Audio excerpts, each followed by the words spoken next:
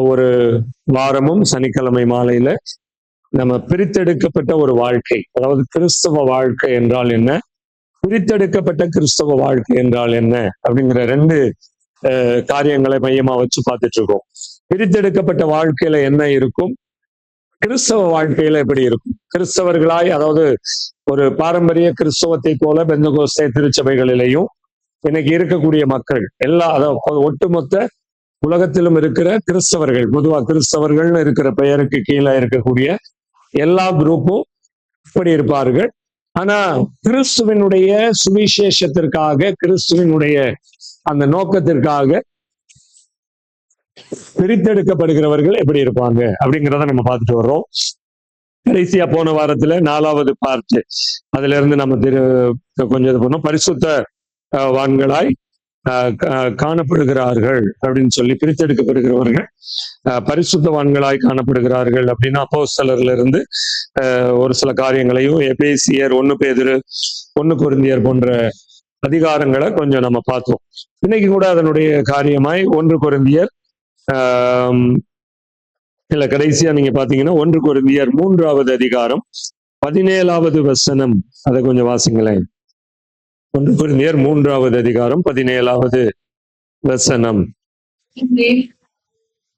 ஒருவன் தேவனுடைய ஆலயத்தை கெடுத்தால்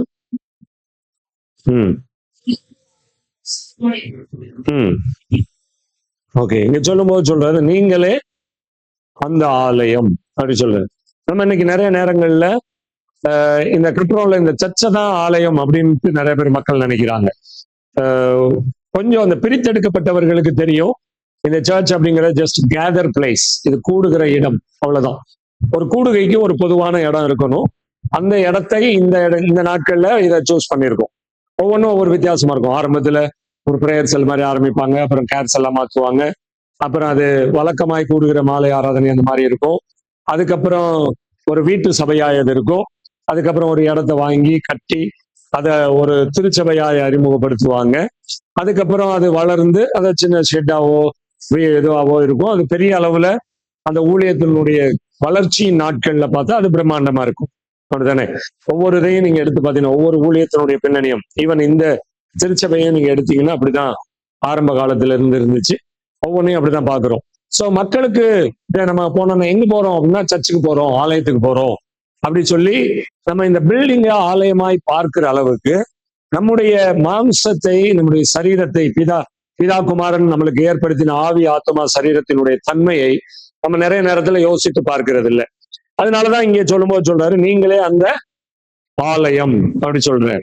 சோ தேவன் தங்குகிற ஒரு ஆலயமாய் இருக்கக்கூடிய நம்மை குறித்து பார்க்கிற போது நீங்க இப்படிதான் இருக்கணும் அப்படின்னு பைபிள் சில காரியங்களை நம்மளுக்கு என்ன பண்ணுது, சொல்லி கொடுக்குது. ரோமர் 6வது அதிகாரம் 19வது வசனத்தின் பக்கமாய் திருப்பிக் கொள்ளுங்களேன். ரோமர் 6வது அதிகாரம்.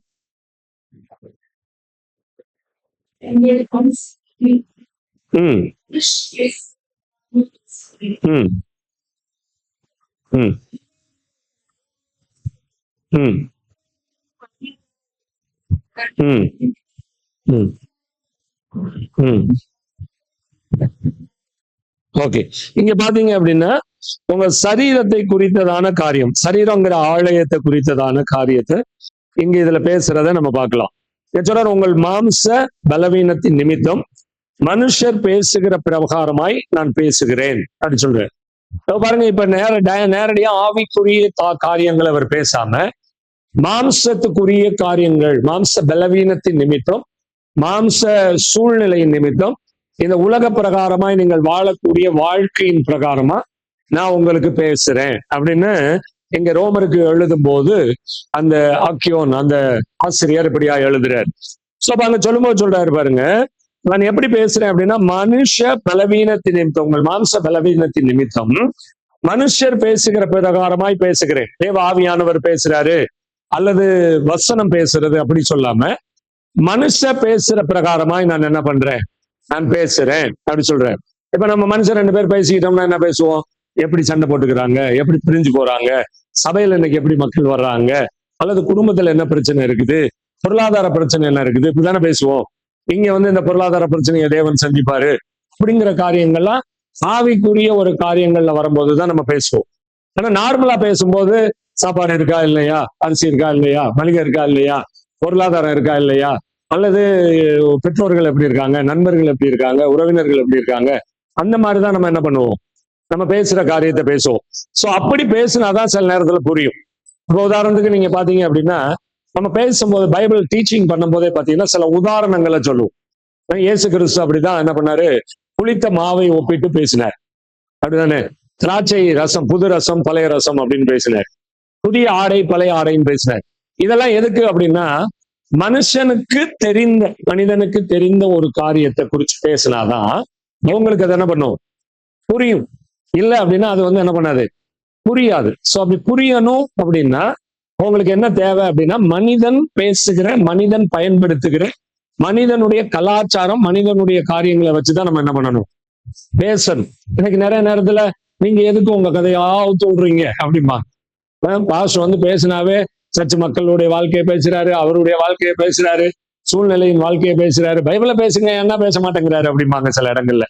பைபிள் சொல்லும்போது சொல்லியிருக்கு, எல்லா நேரமும் பைபிள் வசனத்தை பேசுனீங்கன்னா ஒண்ணுமே புரியாது. உதாரணத்துக்கு மத்தேயு 1வது அதிகாரத்தை 17 வருஷம் அவரெல்லாம் படிச்சீங்க அப்படின்னா ஒண்ணுமே புரியாது. இவன் அவனை பெற்றான், அவன் இவனை பெற்றான், இவன் அவனை பெற்றான்னு இருக்கும். அதான் ஒரு ஊழியக்காரர் சொல்லும்போது சொன்னார், எவன் எவனை பெற்றான் எனக்கு என்னையான்னு நிறைய பேர் போயிடுறாங்க அப்படின்னு. இப்ப புதிய ஏற்பாடு நம்ம கொண்டு போய் கொடுக்குறோம்ல கிராமங்கள்ல எல்லாம் வந்து அதுக்கு முன்னாடி கொடுத்தாங்க, இப்ப குறைஞ்சிருச்சு. கிதியோன் பைபிள், இந்த மாதிரி புதிய ஏற்பாட்டு நிறைய காரியங்கள், அல்லது ஒரு புத்தகம். நான் சின்ன பிள்ளையா இருக்கும் போதெல்லாம் மத்தேயு தனியா, மார்க் தனியா, லூக்கா தனியா, யோவான் தனியா அப்படி வரும். அந்த சுவிசேஷ புஸ்தகங்களை தான் கொண்டு வந்து ஸ்டூடெண்ட்ஸ்க்கு எல்லாம் கொடுப்பாங்க. நான் ஸ்கூல்ல படிக்கும் போதெல்லாம் அப்படிதான் கொடுத்தாங்க. நாங்க அதை தான் வாங்கி என்ன பண்ணிருக்கோம், படிச்சிருக்கோம். அதுக்கப்புறம் சர்ச்சுக்கு போன பின்னாடி நாங்க அந்த மாதிரி புத்தகங்களை கொண்டு போய் கிராமங்களுக்கு, படிக்கிற பிள்ளைங்களுக்கு ஸ்கூல்ஸ்ல, காலேஜ்ல எல்லாம் கொண்டு போய் என்ன பண்ணிருக்கோம், கொடுத்துருக்கோம். இன்னைக்கு அது கொஞ்சம் மருவி என்ன பண்ணிருச்சு, கொஞ்சம் கிதியோனுடைய ஒரு அரை பைபிள், முழு பைபிள் கொஞ்ச நாள் கொடுத்தாங்க. இப்ப அதை நிப்பாட்டிட்டாங்க. இப்ப அதிகமா அதை வந்து கொடுக்கறது இல்லை. ஏன்னா அதனுடைய ஒண்ணு விலை அதிகம், இரண்டாவது அதை பயன்படுத்துவோர் எண்ணிக்கை ரொம்ப குறைஞ்சிருச்சு. அதனால இப்ப புதிய ஏற்பாடுலாம் கொடுத்து கொண்டு போய் மத்தேயு எல்லாம் கொடுத்தா நிறைய புரியாது. அந்த நாட்கள்லாம் பாத்தீங்கன்னா அதிகமா அந்த லூக்கா, யோவான் அந்த மாதிரி புத்தகங்கள் தான் கொடுப்பாங்க. மத்தேயு கொடுக்க மாட்டாங்க. ஏன் அப்படின்னா மத்தேயுல எடுத்தோடனே ஆபிரகாமை ஈசாக்கை பெற்றான், ஈசாக்கு யாக்கோபை பெற்றான்னு இருக்கும். எல்லாம் இவன் அவனை பெற்றான்னு. அதான் ஒரு முறை ஒரு ஊழியக்காரர் சொல்லும் போது சொன்னாரு, அந்த காலத்துல எல்லாம் ஆண்கள் பிள்ளைகளை பெற்றாங்க, கிறிஸ்துவுக்கு அப்புறம், மரியாளுக்கு அப்புறம் தான் பெண்கள் என்ன பண்ணாங்க, பிள்ளையை பெற்றாங்கன்னு ஒரு பப்ளிக் மீட்டிங்ல பிரசங்கம் பண்ணினாராம். சோ இப்படி எல்லாம் சம்பவங்கள் நம்ம நிறைய கேள்விப்பட்டிருக்கோம். அந்த கன்ஃபியூசன்ஸ் எல்லாம் தடுக்கிறதற்காக நம்ம என்ன பண்ண வேண்டியது இருக்குன்னா, மனிதர்கள் பேசுகிற பிரகாரம் சில காரியங்களை பேச வேண்டியது இருக்கு. அதுதான் இங்க இவர் சொல்லும்போது சொல்றாரு. அப்படி சொல்லிட்டு சொல்றாரு, நீங்கள் உங்கள் அவயவங்களை பசுத்தத்திற்கும் அக்கிரமத்திற்கும் அடிமைகளாக ஒப்பு கொடுக்கிறது போல இப்பொழுது பரிசுத்தமானதை நடப்பிக்கும்படி உங்கள் அவயவங்களை நீதிக்கு அடிமையாக ஒப்பு கொடுங்கள் அப்படி சொல்ற. சோ அப்ப பிரித்தெடுக்கிறதுக்கு முன்னாடி, பிரித்தெடுக்கப்படுகிற வாழ்க்கைக்கு முன்னாடி நம்ம சரீரங்கள் எல்லாம் அசுத்தத்திற்கு தான் அடிமையா இருந்துச்சு. அசுத்தத்திற்கு அடிமைகளாய் நம்மளுடைய அவயவங்கள் இருந்துச்சு அப்படி சொல்லுது. அதாவது நம்மளுடைய உறுப்புகள் எல்லாமே அசுத்தத்திற்கு சம்பந்தப்பட்ட காரியமா இருந்துச்சு. ஆனா இப்ப சொல்றாரு, இப்ப நீங்க பரிசுத்தத்திற்கு சம்பந்தமா மாத்துங்க, அதுக்கு தகுந்த மாதிரி ஒப்பு கொடுங்க அப்படின்னோடனே, இன்னைக்கு பரிசுத்தம்னு சொல்றாங்களே, வெள்ளை ட்ரெஸ் போடுறது, நகை கல்றது, அல்லது சில சரீர பிரகாரமான மாற்றங்களை செய்கிறது, அது இல்லை. அது என்ன அப்படின்னா, முதிர்ச்சி வளர்ச்சியில தேவனுக்காக அவங்க தனிப்பட்ட முறையில ஒப்பு கொடுக்கிறதா தான் இருக்கணுமே ஒழிய, அது ஒரு உபதேச சடங்கு காரியங்களாய், அந்த சம்பிரதாய காரியங்களாய் அதை என்ன பண்ணக்கூடாது, வரக்கூடாது அப்படிங்கிறது பைபிள் பல இடங்கள்ல தெளிவா பேசியிருக்கு. நம்ம சொல்லுவாங்க, நான் நகையை கழட்டிட்டேன், நீங்க கழட்டு அப்படிம்பாங்க. நீங்க கலட்டினீங்க அப்படின்னா நீங்க தேவனுக்காக ஒப்பு கொடுத்தீங்க. நீங்க எப்படி ஒப்பு கொடுத்தீங்கன்னா அது உங்களுடைய பர்சனல். புரியுதா? சில பேர் சொல்லுவாங்க, நான் உலக பிரகாரமான வேலையை பார்க்க மாட்டேன்னு ஒப்பு கொடுத்துருக்கேன் அப்படின்னா அது அவங்களுடைய தனிப்பட்ட காரியம். இப்ப அதுக்காக நீங்க செய்யறது தப்பு அப்படின்னு சொல்லக்கூடாது, நீங்க சொல்றது ரைட்டு அப்படின்னு சொல்லக்கூடாது. ஆனா பைபிள்லயே வேலை பார்த்துட்டு ஊழியம் செஞ்ச காரியத்தையும் எழுதியிருக்கு, பைபிள்லயே வேலை பார்க்காம முழு நேரமாய் ஊழியத்துக்கு அழைக்கப்படுகிற காரியத்தையும் என்ன பண்ணிருக்கு, பேசியிருக்கு. புரியுதா? இப்ப எதை பரிசுத்தம் அப்படின்னு சொல்லுதுன்னா, தேவன் செய்ய சொன்னதை செய்கிறது பரிசுத்தம். புரியுதா? இப்ப பாருங்க, நிறைய காரியங்கள் சரீர ரீதியாவே நீங்க பாத்தீங்க அப்படின்னா, ஒருவரோடு இருக்கக்கூடிய உறவு முறைகள், குடும்ப காரியங்கள், நண்பர்கள், உற்றார்கள், உறவினர்கள், அவங்களை அழைக்கக்கூடிய முறைகள், இதெல்லாம் பைபிள் நம்மளுக்கு சொல்லி கொடுத்துருக்கு.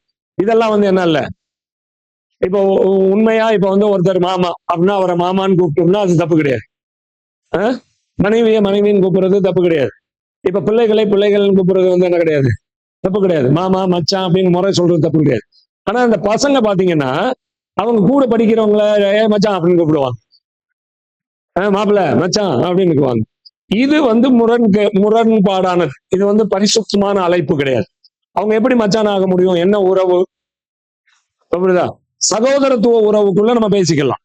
ஆனா சில ஸ்பெசிபிக்கா இருக்கிற உறவுகளை நம்ம வந்து என்ன பண்ணக்கூடாது, பயன்படுத்த கூடாது. பயன்படுத்துறதற்கு அதுக்கு சில உறவு முறை, சரீர ரீதியான சில உறவு முறை, ரத்த சம்பந்தமான உறவு முறை அப்படி சொல்றாங்க. அதனாலதான் பவுல் எழுதும் போது எழுதுறாரு, ஒரு சர்ச்சுக்குள்ள நீங்க எப்படி பார்க்கணும் அப்படி எழுதுறாரு. கொஞ்சம் முதிர் வயது உள்ளவங்களை தாயை போலவும் தகப்பனை போலவும் பார்க்கணும். வாலிப பிள்ளைகளை சகோதரிகளா வந்து என்ன பண்ணணும், சகோதரர்களாய் சகோதரிகளாய் பார்க்கணும் அப்படி சொல்றாரு. அங்க வந்து நீ இதை மனைவியா பாரு, இதை காதலியா பாரு, இதை வந்து அப்படி பாருங்கலாம் பைபிள் வந்து என்ன பண்ணல, சொல்லி கொடுக்கல. ஏன் அப்படின்னா உலக பிரகாரமான வழக்கங்கள் அப்படிங்கிறது வேற, சர்ச்சில் கொண்டு வந்து கர்த்தர் நம்மளை உருவாக்குகிற விதம் வேற. சோ அப்ப இங்க என்ன பண்ணணும் அப்படின்னா இந்த ஆவிக்குரிய முறையில பரிசுத்தப்படுத்துது. பரிசுத்தம் அப்படின்னா நம்ம சுத்திகரிக்கக்கூடிய காரியங்கள், நம்மளுடைய ட்ரெஸ் கோடு, நம்முடைய பேச்சு வழக்கங்கள், நம்முடைய பழக்க வழக்கங்கள், தேவனை தொழுது கொள்ளுகிற முறைகள், இது எல்லாமே இதுல தான் வரும், பரிசுத்தத்துல தான் வரும். பரிசுத்தம் அப்படின்னா நிறைய பேர் இந்த கற்பு இந்த காரியங்களை மட்டும் பேசுவாங்க. அது மட்டும் இல்லை, புரியுதா? இப்ப போதை அப்படின்ன உடனே சாராயம் சிகரெட்டு குடிக்கிறது மட்டும் போதை இல்லை. ஏதாவது ஒரு காரியத்துல போதைக்கு மாதிரி அடிமையாகக்கூடிய ஒரு காரியமும் இருக்கு. இப்ப நான் ஏற்கனவே சொல்றேன், காஃபி குடிக்கல அப்படின்னா சில பேருக்கு அது வந்து பைத்தியம் மாதிரி ஆயிடுவான். காஃபி இருந்தா குடிக்கிறேன், இல்லைன்னா விட்டுறேன் அப்படின்னு அவங்க இருக்கிறது இல்லை. ஸோ இப்ப இந்த முறைகளை எல்லாம் நம்ம வந்து என்ன பண்ணணும், சில காரியங்களை நம்ம கற்றுக்கொள்ளுகிறதுக்கு தான் அவர் சொல்றாரு. இப்ப நீங்க வந்து என்ன அடிமைகளா இருந்தீங்க அப்படின்னு சொல்றாரு. எதுக்கு அடிமைகளா இருந்தீங்க? உங்க மாம்சத்தை எதுக்கெல்லாம் நீங்க அடிமையாக்குனீங்க அப்படின்னா 6வது அதிகாரம் வந்துருங்க. அப்படியே ரோமர் 6வது அதிகாரத்துல 19வது வசனத்துல பாத்தீங்கன்னா உங்கள் மாம்சம் என்ன சொல்லுது, பலவீனம். 13க்கு வாங்க, அப்படியே 13.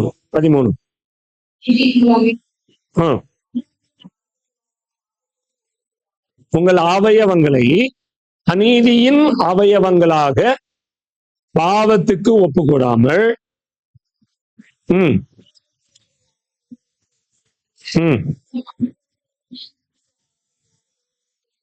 ஓகே, நம்மளுடைய அவயவம்னா நம்மளுக்கு தெரியும், நம்ம பார்ட் ஆஃப் த பாடி அப்படின்னு சொல்லுவோம். அது மட்டும் இல்லாம நம்மளுக்கு ஸ்பிரிச்சுவல் பாடி இருக்கு, சோல் ஆத்தும சம்பந்தப்பட்ட ஒரு அமைப்பு இருக்கு, ஆவி இருக்கு, ஆத்மா இருக்கு, சரீரம் இருக்கு. இந்த 3 பகுதிகளிலையுமே நம்ம ஒன்றோடு ஒன்றான சம்பந்தப்பட்ட காரியங்களை நம்ம செய்ய வேண்டிய கட்டாயத்துக்குள்ள நம்ம இருக்கிறோம். சோ அப்ப இங்கே சொல்லும்போது சொல்றாரு, நீங்கள் உங்கள் அவயவங்களை, அதாவது உங்க பார்ட்ட, ஆவிக்குரிய காரியங்கள் இருக்கும், சிந்தனை இதெல்லாம் வந்து சரீரத்துல வராது, சிந்தனை எல்லாம் ஆவிக்குரிய காரியத்துல வந்துடும். புரியுதா?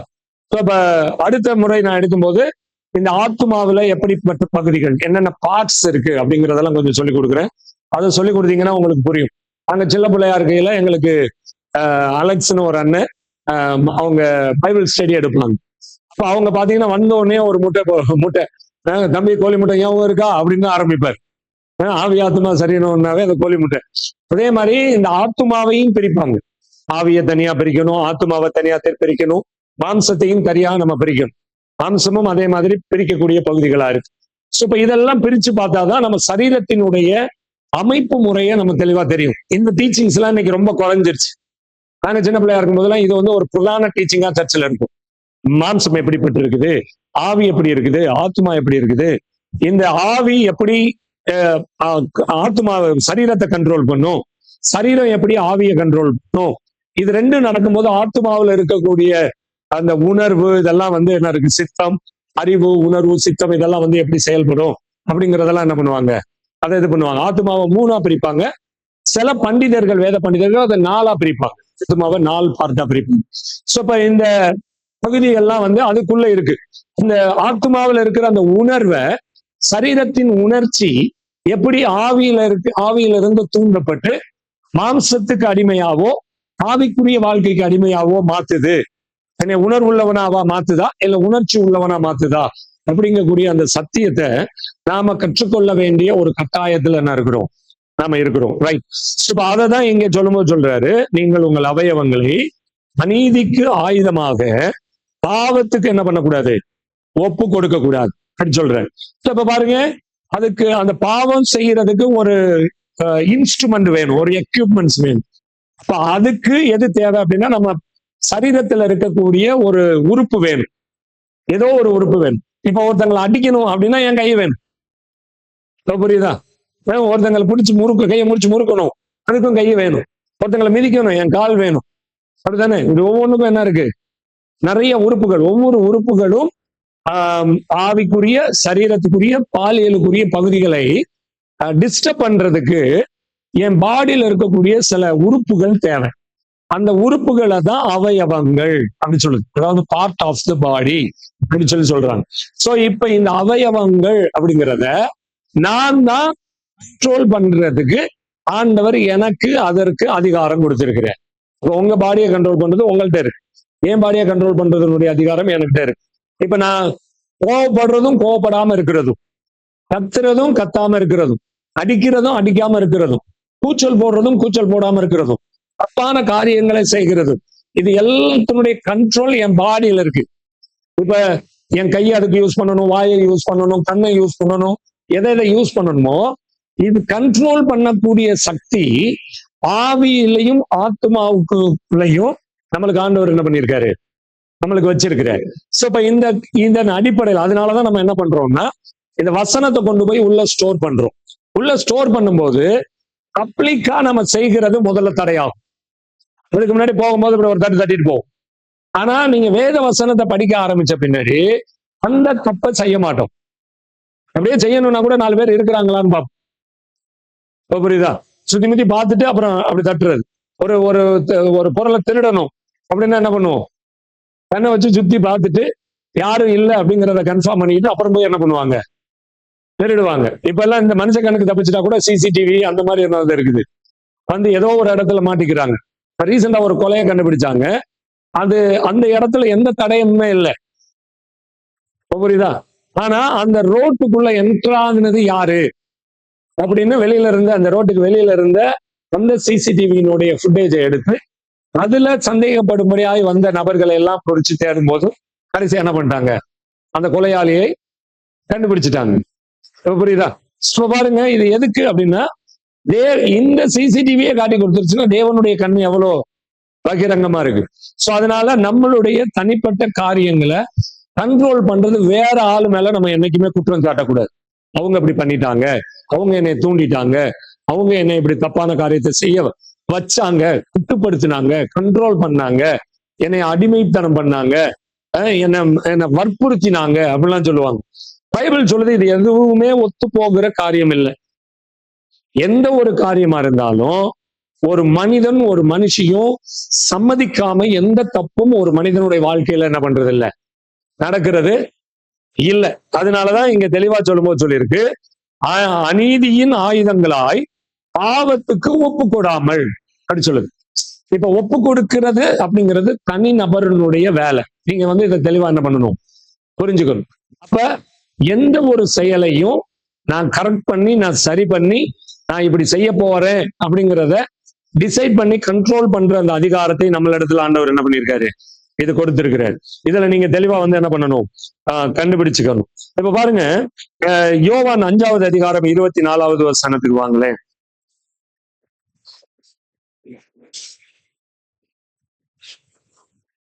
யோவான் 5வது அதிகாரம் 24வது வசனம். என் வசனத்தை கேட்டு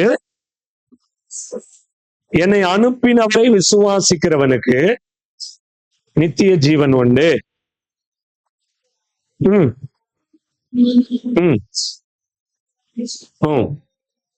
ஓகே, இங்க சொல்லப்படுற மரணம் சரீரத்துக்குரிய மரணத்தை குறிச்சு எழுதல, ஆவிக்குரிய மரணம் அந்த காரியத்தை குறிச்சு சொல்றேன். இப்ப இங்க சொல்லும்போது சொல்றாரு, மரணத்தை விட்டு நித்திய ஜீவனுக்கு அழைத்து கொண்டு வர்றதுக்கான ஒரு அழைப்பை தேவன் வைக்கிறார். எதுக்கு அப்படின்னா, இந்த பாவத்துக்கு நான் அடிமையா இந்த சரீரத்தை ஒப்பு கொடுத்தேன் அப்படின்னா, அது என்னை எங்க கொண்டு போகும்? நெக்ஸ்ட் ஸ்டெப் என்ன அப்படின்னா, என்னை அடிமைத்தனத்துக்கு கொண்டு போகும், மரணத்துக்கு கொண்டு போகும்.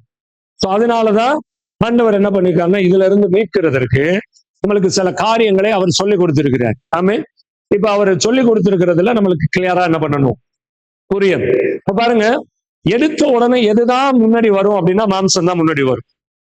மாம்சம் தான் ஃபர்ஸ்ட் வரும். இப்போ ஒருத்தங்களை ஒரு ஒரு ஒரு தப்பு பண்றாங்க, தப்புன்னு மாம்ச பிரகாரமாய் திட்டுறதையோ, அவங்கள பேசுறதையோ, அவங்கள குற்றப்படுத்துற வேலையோ தான் நம்ம என்ன பண்ணுவோம்? செய்வோம்.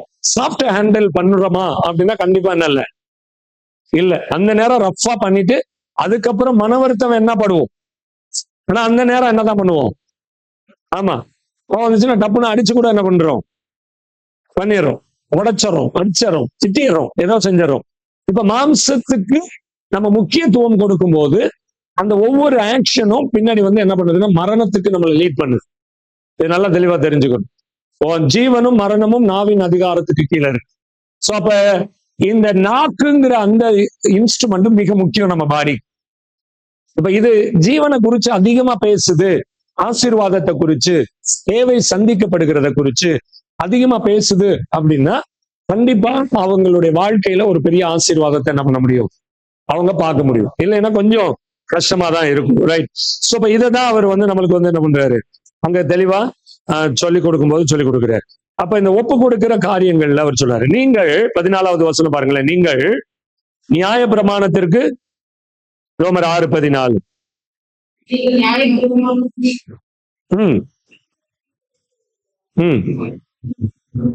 இப்ப பாருங்க, நியாய பிரமாணம் அப்படிங்கிறது ஒரு மனிதனை பாவம் மேற்கொண்டுச்சு. அவங்களுக்கு பாவ மன்னிப்பின் நிச்சயம் அப்படிங்கிறது ஒண்ணு இல்லை. பழைய ஏற்பாட்டு காலத்துல பாவம் மூடதான் பட்டுச்சே வழிய பாவம் மன்னிக்கப்படலை.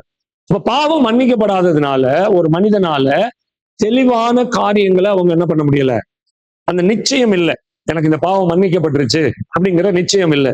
அதனால ஒரு மனிதன் வந்து என்ன பண்ணான்னா, பாவத்துக்கு அவன் கீழ்ப்படிந்திருந்தான். பாவம் அவனை அடிமைப்படுத்தி வச்சிருந்துச்சு.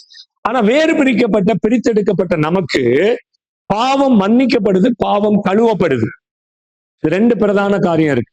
சோ அப்ப பாவம் மன்னிக்கப்படும் போது, பாவம் கழுவப்படும் போது, சுத்திகரிக்கப்படும் போது நம்ம புதிதாய் பிறந்த குழந்தையை போல அந்த ஜீரோவுக்கு வந்துடுறோம். நம்மளுடைய பாவம் அப்படிங்கிறது ஜீரோவுக்கும், நம்மளுடைய நீதியின் வாழ்க்கையின் ஜீரோ, எல்லாமே ஜீரோவுக்கு வந்துருது. சோ அப்ப அதுல இருந்து நம்ம புதிதாய் பிறந்த குழந்தையை போல ஸ்டார்ட் பண்ணும்படி நம்மளை அழைக்கிறாரு. அந்த நிச்சயத்தின் அடையாளமா தான் நம்மளுக்கு என்ன இருக்கு? ஞானஸ்நானம், பாவ மன்னிப்பு, நீதி, இந்த காரியங்களை குறித்து ஏற்கனவே சொல்லும் போது சொன்னல, நம்மளுடைய வேலையை பாவ மன்னிப்பை குறித்து மக்களுக்கு கொண்டு போறதும், தேவனுடைய உயிர்த்தெழுதலின் மூலமாய் அவர் மரணம் அடக்கம் பண்ணப்படுதல் உயிர்த்தெழுதலின் மூலமாய் அது நீதியின் பக்கமாய் நம்மளை எப்படி கொண்டு வர்றாரு அப்படிங்கிற அந்த ரெண்டு காரியத்தை குறித்து நம்ம மையமா வச்சு செய்ய வேண்டிய வேலையை குறிச்சும் நம்ம பாக்குறோம். ரைட். சோ இப்ப பாருங்க, இங்க அததான் பிரதிஷ்டமா சொல்லுது. அவர் சொல்லும்போது சொல்றாரு, பாவம் உங்களை மேற்கொள்ள மாட்டாது அவர் சொல்றாரு. அப்ப அப்படின்னா நீங்கள் கிருபையின் பிரமாணத்துக்கு, கிறிஸ்துவினுடைய காரியங்களுக்கு, நியாய பிரமாணத்திற்கு கீழ்பட்டிராமல் கிருபைக்கு கீழ்பட்டிருக்கிறபடியால் அப்படின்னு சொல்றாரு. இப்ப என்னது? கிருபை. ஆனா இந்த கிருபையை நம்ம என்ன பண்ணக்கூடாது? இருமாப்பா கையாளக்கூடாது. இருமாப்பா தப்பா கையாளக்கூடாது. ஒரு வாரம் ஃபுல்லா தப்பு பண்ணிட்டு ஞாயிற்றுக்கிழமை போய் நான் மன்னிப்பு கேட்டுக்கலாம். இன்னைக்கு நிறைய பேர் அப்படிதான், வாரம் ஃபுல்லா குடிச்சுக்கிறது, ஞாயிற்றுக்கிழமை மட்டும் குடிக்காம வந்துடுறது, வாரம் ஃபுல்லா போதைப் பொருட்கள் யூஸ் பண்ணிக்கிறது, வாரம் ஃபுல்லா தப்பான வாழ்க்கை வாழ்ந்துக்கிறது, வாரம் ஃபுல்லா எல்லாத்திலையும் இருந்துட்டு ஞாயிற்றுக்கிழமை ஆன உடனே ஒரு மன்னிப்பு கேட்டுட்டு சர்ச்சிலையும் வந்து மன்னிப்பு கேட்டுறது.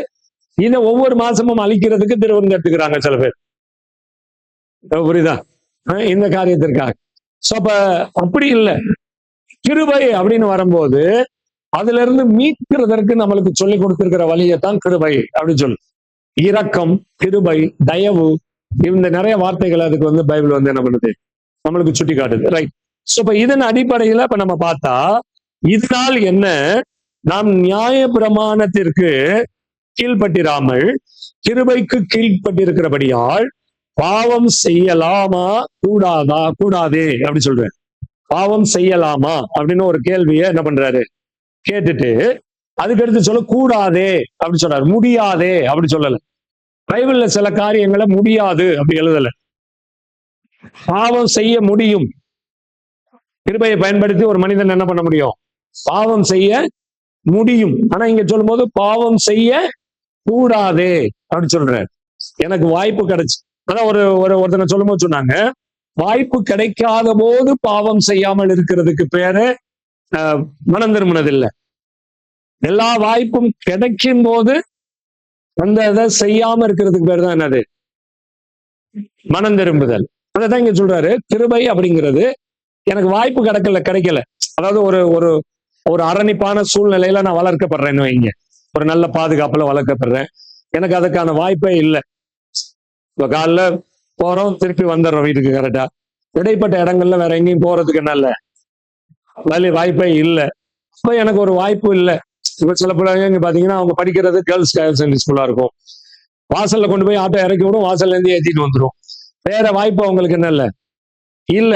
அப்ப நான் யாரையும் லவ் பண்ணல, நான் யாரும் பின்னாடியும் சுத்தல, யாரையும் தப்பா நினைக்கல அப்படின்னா அது என்னது இல்லை. பட் இப்போ ஒரு கோ எஜுகேஷன்ல படிக்கிறாங்க, அதிகமான பிள்ளைகளோடு பழகுறாங்க, பசங்களோடு ஒன்னா பழகுறாங்க, விளையாட்டு நிறைய பொது காரியங்கள்ல இருக்காங்க. அப்ப தன்னை பரிசுத்தமா பாதுகாத்துக் கொள்றதுதான் என்னது? பரிசுத்தம். புரியுதா? இப்ப ஒரு இடத்துக்கு போகிறேன், அந்த இடம் எனக்கு பாதுகாப்பு இல்லை அப்படின்னா கிருபையை பயன்படுத்தி அந்த இடத்துக்கு போகாம இருக்கிறதுக்கு தான் நம்மளுக்கு என்னன்னா இந்த கிருபையை நம்ம பயன்படுத்தணும். நான் போவேன், ஆனா இந்த கிருபையை என்னை காத்துக்கிறோம் அப்படின்னு போய் அங்க மாட்டிக்கிற கூடாது. இதுல ரொம்ப கவனமா இருக்கும். எனக்கு நிறைய பேரு குடிக்கிற இடத்துல போய் நான் உட்காந்துருப்பேன், ஆனா குடிக்க மாட்டேன்னு உட்காந்துருப்பான். ஒரு வாரம் உட்காந்துருக்கலாம், 2 வாரம் உட்காந்துருக்கலாம். அதுக்கப்புறம் என்ன இருக்கும்? அதான் ஒரு பையன் சொல்லும் போது சொன்னா, அவன் ஒரு பார்ல வேலை செஞ்சானோ, அவங்க குடும்பம் நல்ல பின்னணியத்துல வளர்க்கப்பட்ட குடும்பம், மதுபானம் அப்படிங்கிறதுக்கெல்லாம் தூரமா இருக்கிற குடும்பம். அவங்க சந்ததியில யாருமே என்ன பண்றது இல்லை, குடிக்கு எல்லாம் அடிமையா இல்ல, நல்ல ஒரு கௌரவமான குடும்பம். அவன் வேலை நிமித்தம் என்ன பண்ணான், இந்த டாஸ்மார்க் மாதிரி ஒரு வேலையில போய் சேர்ந்துட்டான். அப்ப அவன் அங்கேயும் குடிக்காமல் ஒரு சில மாதங்கள் இருந்தான். ஒரு நாள் இந்த பயல்கள்லாம் பேசிக்கிட்டு இருக்கிறத வச்சுட்டு என்னதான் இருக்குன்னு பார்ப்போம்னா அதை குடிச்சிட்டு வைக்கிறாங்கல்ல பாட்டில், அதுல இருந்து ஒரு சொட்டு இப்படி கையில வச்சு நக்கி பார்த்தாலும், புரியுதா? அவனுக்குள்ள அந்த கிருபை அங்க என்னவாயிருச்சு, இருமாப்பாய் கையாளப்பட்டுருச்சு. அதுக்கப்புறம் ஒரு சொட்டு, 2 சொட்டு, 3 சொட்டுன்னு போய் கடைசியில பெரிய குடிகாரனா போயிட்டான். இப்ப இந்த மாதிரி சூழ்நிலைகள் வரும்போதும் தன்னுடைய காரியத்தை பாதுகாத்துக் கொள்றதுக்கு தான் இந்த கிருபையின் பிரமாணம் அப்படின்னு ஒரு பிரமாணத்தை நம்மளுக்கு வச்சு இதை பிரித்தெடுக்கப்பட்டவர்களுக்கு அப்படிப்பட்ட ஒரு வாய்ப்பை உண்டாக்கிக்கிட்டே இருக்கு.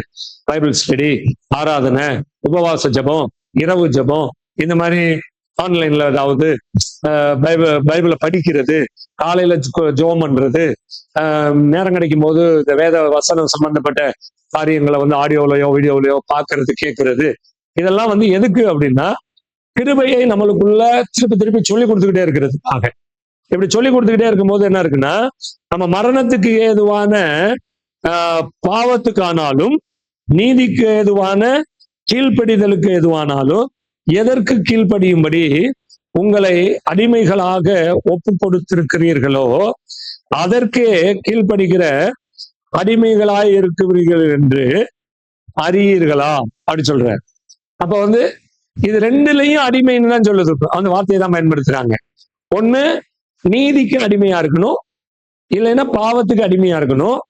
உங்கள் அவயவங்களை நீங்கள் எதற்கு அடிமைகளா வச்சிருக்கிறீங்களோ அந்த அடிமைத்தனத்திற்கு ஏற்றவாறுதான் என்ன பண்ணும், அது செயல்படும். புரியுதா? அது செயல்படும். சோ அப்ப அது செயல்படுகிற போது நீங்கள் ரொம்ப கவனமா என்ன பண்ணணும், அத நீங்க கையாளக்கூடிய வேலையில நாம கவனமா இருக்கணும். அதான் சொல்றாரு, எதுக்கு அடிமைகளா இருக்கிறீங்களோ அது உங்க சரீரத்துல வெளிப்படும், அதன் மூலம் நீங்கள் என்ன பண்ணலாம், இத தெரிஞ்சுக்கிறலாம் அப்படின்னு சொல்லி நம்மளுக்கு இந்த காரியங்களை குறித்து தெளிவா இதுல எழுதி கொடுக்குறாங்க. ரைட். சோ அப்ப அப்படியே நீங்க வந்திருக்கலேன், ரோமர் 12வது அதிகாரம் 1வது வசனம் வாங்க. அப்படி இருக்க சகோதரரே,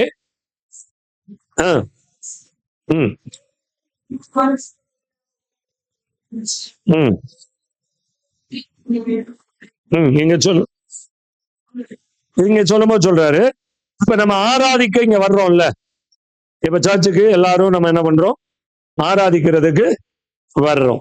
இப்ப இந்த ஆராதிக்க வரும்போது நம்ம எப்படிப்பட்டவர்கள் என்பதை நம்மளுக்கு டிசைட் பண்றது எது அப்படிங்கிறத கொள்றேன். அப்படி இருக்க சகோதரர், நீங்கள் உங்கள் சரீரங்களை பரிசுத்தமும் தேவனுக்கு பிரியமுமான ஜீவ பலியாக ஒப்பு கொடுக்க வேண்டும் என்று தேவனுடைய இரக்கங்களை முன்னிட்டு உங்களை வேண்டிக் கொள்கிறேன். அப்படின்னா இது நம்ம கையில இருக்கு. இத கடைபிடிக்க வேண்டியது யார் கையில இருக்கு? இன்னைக்கு நிறைய பேர் இதுக்கு ஜெபம் பண்ணிக்கிட்டு இருக்காங்க. எங்களுக்கு கிருபை செய்யுங்க, கிருபை செய்யுங்க, கிருபை செய்யுங்கன்னு ஜெபம் பண்ணிட்டு இருக்காங்க. இந்த இடத்துல ஜெபம் பண்ணக்கூடாது. இந்த இடத்துல நான் பிராக்டிஸ் பண்ணணும். புரியுதா? இந்த இடத்துல நான் என்ன பண்ணணும்? பிராக்டிஸ் பண்ணணும். எதுக்கு அப்படின்னா, என் கையில ஒப்பு கொடுத்தாச்சு. நான் தான் வழக்கமா சொல்றது, ஒரு சாவி உங்க கையில கொடுத்துட்டு இந்த ரூமை திறந்துக்கிறங்க அப்படி சொல்லிடுறோம். நீங்க அங்கன போய் நின்றுக்கிட்டு, ஏசப்பா இந்த ரூமை திறக்கிறதுக்கு எனக்கு கிருபை செய்யுங்க அப்படின்னு முழங்கால் போட்டு ஜெபம் பண்ணிக்கிட்டு இருந்தீங்கன்னா எப்படி? ஆல்ரெடி உங்களுக்கு ஒரு கீ கொடுத்தாச்சு. இது திறக்கிற முறையும் உங்களுக்கு என்ன பண்ணும், சொல்லி கொடுத்தாச்சு, அல்லது உங்களுக்கு தெரியும். இப்ப அங்க போய் முட்டி போட்டு என்ன பண்ணக்கூடாது, ஆண்டவரே எப்படியாவது திறந்து விடுங்க, சிறைச்சாலை கதவை திறந்தவரே அப்படின்னு வசனத்தை எடுத்துக்கிட்டு என்ன பண்ணக்கூடாது, ஜெபம் பண்ணக்கூடாது. இன்னைக்கு அவங்க பாட்டுக்கு தகுந்த மாதிரி அவங்களுக்கு ஒரு வசனம் இருக்கு. நீதிக்கானாலும் சரி, அநீதிக்கானாலும் சரி, என்ன இருக்கு? ஆமா, வசனம் இருக்கு. அதை தேடி கண்டுபிடிச்சுக்கிறாங்க. கரெக்டா கண்டுபிடிச்சு அவங்க ரெக்கார்ட் பண்ணி வச்சுக்குவாங்க. அது மட்டும் மனப்பாடம் பண்ணியும் வச்சுக்குவாங்க. அதிகாரம், வசனம், புத்தக பேரு எல்லாத்தையும் மனப்பாடம் பண்ணி வச்சுக்கிறாங்க. அதை அவங்க சொல்றாங்க. அவங்களுக்கு தேவையான அந்த கொட்டேஷனை கரெக்டா எடுத்து போட்டு, அது ஸ்டேட்டஸா இருக்கட்டும், அது இதுவா இருக்கட்டும், மற்றவங்களுக்கு பேசும்போதா இருக்கட்டும், இப்படி பேசுறாங்க. சோ அப்ப ஏன் அப்படின்னா, எல்லா வசனத்தையும் பொதுவாய் வைத்து பார்க்கிறதற்கு நம்மளுக்கு கொடுக்கப்பட்ட அறிவை நாம மாம்சத்தின்படி அடிமைகளா இருக்கும்போது பயன்படுத்த மாட்டோம். ஆவிக்குரிய பிரகாரமா ஜீவனுக்கு ஏதுவான காரியங்களை கடைபிடிக்கிறவங்க தான் காமனா ஒரு 10 கோணத்துல அதை யோசிப்பாங்க. புரியுதா? இப்ப உங்க கையில ஒரு 1000 ரூபாய் இருக்கு. இந்த 1000 ரூபாயை உங்க இஷ்டப்படி நீங்க செலவு பண்ணிடலாம் அப்படின்னு சொல்றேன்னு வைங்களேன். இந்த 1000 ரூபாயை ஒரே ஒரு ட்ரிப்ல அப்படி உள்ள போயிட்டு செலவு பண்ணிட்டு வந்துடலாம். ஒரு மாதம் முழுவதும் உங்கள் தேவைக்கு அதை பயன்படுத்துகிறதற்காக நீங்கள் குற்றப்படுத்தியும் என்ன பண்ணலாம், செலவு பண்ணலாம். பிரிச்சு பிரிச்சு சின்னதாகவும் நீங்க செலவு பண்ணலாம். நம்ம காணிக்கை போடுறத குறிச்சு, நம்ம தசம பாகம், காணிக்கை, சேமிப்பு இதெல்லாம் குறிச்சு ஒரு பிப்ளிக்கல் பினான்ஸ் சொல்லிட்டு வேதாகம இதை குறிச்சு பேசுறோம்ல, அப்படி பேசும்போது சொல்லிக் கொடுப்போம். 5 பகுதியா நீங்க பிரிக்கணும் அப்படின்லாம் சொல்லிக் கொடுப்போம். அப்ப அது எதுக்கு அப்படின்னா, இந்த அடிப்படை தான்.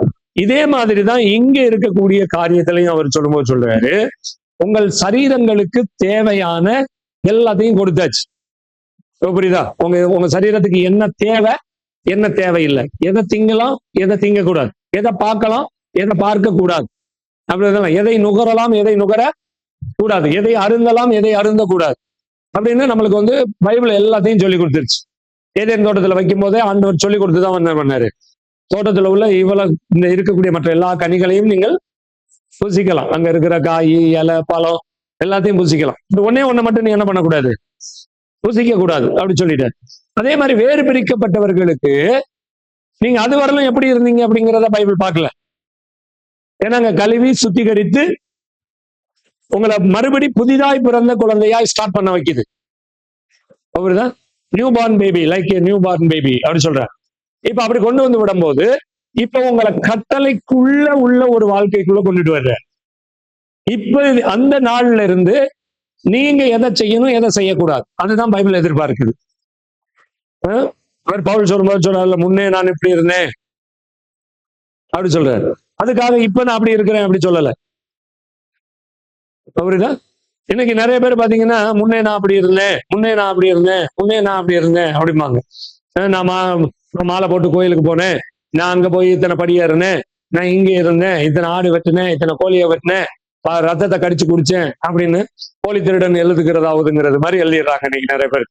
இது ஒரு 100% மக்கள்ல ஒரு 60-70% மக்களை பாவத்துக்கு தான் கொண்டு போகுதுன்னு சொல்றாங்க இப்படிப்பட்ட சாட்சிகள் எல்லாம். புரியுதா? அவங்கள பரிசுத்தமாக்குதலின் வழிக்கு என்ன பண்ணல, கொண்டுட்டு வரல. இதெல்லாம் நம்ம நல்ல தெளிவா தெரியணும். சமீபத்துல ஒரு வாலிப பிள்ளை ஒரு பேட்டி கொடுத்திருக்குது. அதாவது, நான் கிறிஸ்தவத்திலிருந்து மறுபடியும் என்னுடைய இந்துவுக்கு வந்துட்டேன். அது சொல்லுது. எந்த மதம்னு சொல்லல, முஸ்லிமா கிறிஸ்டியனா அப்படி சொல்லல, அந்த மத பேரை சொல்லாம அது சொல்லுது. ஆனா அது சொல்லக்கூடிய அந்த காரியங்கள் எல்லாம் கிறிஸ்தவத்தை பத்தி தான் சொல்லுது. உனக்கு அது நடக்கும், இது நடக்கும், அப்படி நடக்கும், இப்படி நடக்கும் அப்படின்னு. உங்க சாமி 2-3 கொண்டாடி வச்சிருக்குது, உங்க சாமி இப்படி குடிக்குது, உங்க சாமி சிகரெட் குடிக்குது, உங்க சாமி சுருட்டு குடிக்குது, உங்க சாமி கல் குடிக்குது அப்படின்னு சொல்லி கொடுத்து என்ன பண்ணாங்க, தெரியாத வயசுல என்னைய பூ எடு, பொட்டை எடு, தேசமாத்துன்னு கொண்டுட்டு போயிட்டாங்க. நான் அந்த மதத்தின் பக்கமா இருந்தேன். ஆனா எனக்கு விவரம் தெரிய வரும்போது என்ன, நான் மறுபடியும் என்ன பண்ணேன், என்னுடைய இந்து மதத்துக்கே, என்னுடைய இதுக்கே வந்துட்டேன் அப்படின்னு சொல்லு. இப்ப பாருங்க, இப்ப மக்கள் அங்க என்ன பிரச்சனை அப்படின்னா, சொல்ல வேண்டியதை விட்டுட்டு சொல்ல வேண்டாததை சொல்லி இருக்கிறாங்க. எனக்கு நிறைய பேர், நீ கல்ல கும்புற, நீ மண்ணை கும்புற, நீ பேய கும்புற, நீ பிசாச கும்புற, அது நம்மளுக்கு தேவையில்லை. நான் காட்டுகிற இயேசு எப்படிப்பட்டவர், அவ்வளவு. நான் சொல்லுகிற இயேசு எப்படிப்பட்டவர், அவர் எனக்கு நல்லவரா இருக்கிறாரு. ஓ வாழ்க்கைக்கு வேணும்னா நீ வா, அவ்வளவுதான். புரியுதா? ஒரு எனக்கு தெரிய ஒரு ஃப்ரெண்ட் இருக்கிறாரு, அவர் இந்து மதத்தை சேர்ந்தவர். அவர் எப்ப பார்த்தாலும் என்ன பண்ணுவாரு, முருகர் முருகர் முருகா முருகான்னு சொல்லிதான் இந்த வேலையை செய்வார். ஒரு நாள் சொல்லும் போது சொன்னாரு, நான் என்ன வச்சாலும் பட்டு போயிருக்கு சார், நீங்க எனக்கு அதை சொல்லி கொடுங்க சார் அப்படின்னாரு. நான் வச்சு காட்டும் போது அவர் சொன்னார், நானும் இப்படித்தானே வைக்கிறேன் அப்படின்னாரு. நான் வைக்கும் போது இயேசு அப்படின்னு ஒரு ஜீவனை சொல்லிட்டு வைக்கிறேன் சார் அப்படின்னு சொன்னேன். நான் வைக்கிறதுனாலயோ, நான் கட்டுறதுனாலயோ, நான் வெட்டி வைக்கிறதுனாலயோ, நான் போடுற மண்ணு கலவையினாலயோ அது வரல. அது வர்றது எதுல வருது, இயேசு அப்படின்னு சொல்லிட்டு வைக்கிறல்ல, அந்த இயேசுல இருக்குயா. ஏன்னா இயேசு மரித்து உயிர்த்தவர். அதே மாதிரி மரிக்கக்கூடிய அளவுல இருக்கக்கூடிய கம்பை கூட என்ன பண்ண முடியும், அவரால துளிர் வர வைக்க முடியும். ஒரு சில முயற்சிகளை, தண்ணியே இதெல்லாம் நம்ம விட்டாலும் அப்படின்னு சொன்னோன்னு அப்படியே பார்த்துட்டாரு. இப்படி பார்த்துட்டு இருந்துட்டு மறுபடியும் அவருக்கு அணிச்ச செயலா எதுதான் வருது, அந்த ஏற்கனவே, ஏன்னா அவர் பல வருஷமா சொல்லிக்கிட்டு இருக்கிறதுனால அது வருது. சொல்லிவிட்டு என்னையும் பார்த்துக்கிறாரு. புரியுதா? ஏன் அப்படின்னா அவருடைய அந்த காரியங்கள் எல்லாம் அவருக்கு தெரியும். அவரால் எதுவுமே வர வைக்க முடியலைன்னு தெரியுது. நம்ம வைக்கிற எல்லாமே வருது அப்படிங்கிறது தெரியுது. அவர் கொடுக்கிறதையே வச்சோம்னாவே நம்மள்கிட்ட வந்துருது. ஆனா அங்க வர மாட்டேங்குது. அப்படின்னா என்ன அப்படின்னா, இதுல உயிர் கொடுக்கக்கூடிய, ஜீவன் கொடுக்கக்கூடிய ஒருவரை நாம உச்சரிச்சு வைக்கிறோம். புரியுதா? ரெண்டாவது, வைக்கும் போதே நான் வச்சா பட்டு போகும்னு வைக்கல, நான் வச்சா பொழைக்கும்னு வைக்கிறோம். ஜீவனும் மரணமும் நாவின் அதிகாரத்துக்கு கீழே இருக்கு அப்படின்னு சொல்லி, அப்ப நாவின் அதிகாரத்தை பயன்படுத்தி நான் வாழ்ந்திருப்பேன், நான் செழித்திருப்பேன், நான் உயர்ந்திருப்பேன். என் பற்றாக்குறை எல்லாம் தேவன் எனக்கு சந்திக்கிறவரா இருக்கார். என் தேவைகள் என்னவென்று அவர் அறிந்திருக்கிறார். நான் ஆராதிக்கிறவர் இன்னார் என்று நானும் என்ன பண்றேன், அறிந்திருக்கிறேன் அப்படின்னு சொல்லி நம்ம அறிக்கை செய்யக்கூடிய இந்த அறிக்கையில தான் இருக்கு. அதனாலதான் அவர் சொல்லும் போது சொல்றாரு, பரிசுத்தமும் தேவனுக்கு பிரியமுமான ஜீவ பலியாக, பரிசுத்தமும் தேவனுக்கு பிரியமுமான ஜீவ பலியாக ஒப்பு கொடுக்க வேண்டும் என்று தேவனுடைய இரக்கங்களை முன்னிட்டு உங்களை வேண்டிக் கொள்ளுகிறேன். இதுவே நீங்கள் செய்யத்தக்க புத்தியுள்ள ஆராதனை. இப்ப நம்ம ஆராதனைன்னா உட்கார்ந்து வாயை திறந்து சத்தமா பாடி மெய்ய தட்டுறதுதான் ஆராதனைன்னு சொல்றோம். புரியுதா? இது ஆராதனைக்குள்ள நடத்துகிறதற்கு ஒரு இன்ஸ்ட்ருமெண்ட், அவ்வளவுதான். பாடல்லாம், பட் பாடல் தான் ஆராதனை இல்லை. பாடல் மட்டும் ஆராதனை இல்லை. ஒரு தனிப்பட்ட தெய்வத்தின் தன்மைய நாம உயர்த்துறது, அது மனுஷனை உயர்த்தினா மனித ஆராதனை ஆயிடும். இயற்கைய உயர்த்தனம்னா இயற்கை ஆராதனையா மாறிடும். இப்ப நம்ம ஆராதனை யாருக்கு அப்படின்னா தேவனுக்கு, என்னை உண்டாக்குல ஜீவனோடு இருக்கிற தேவனுக்கு.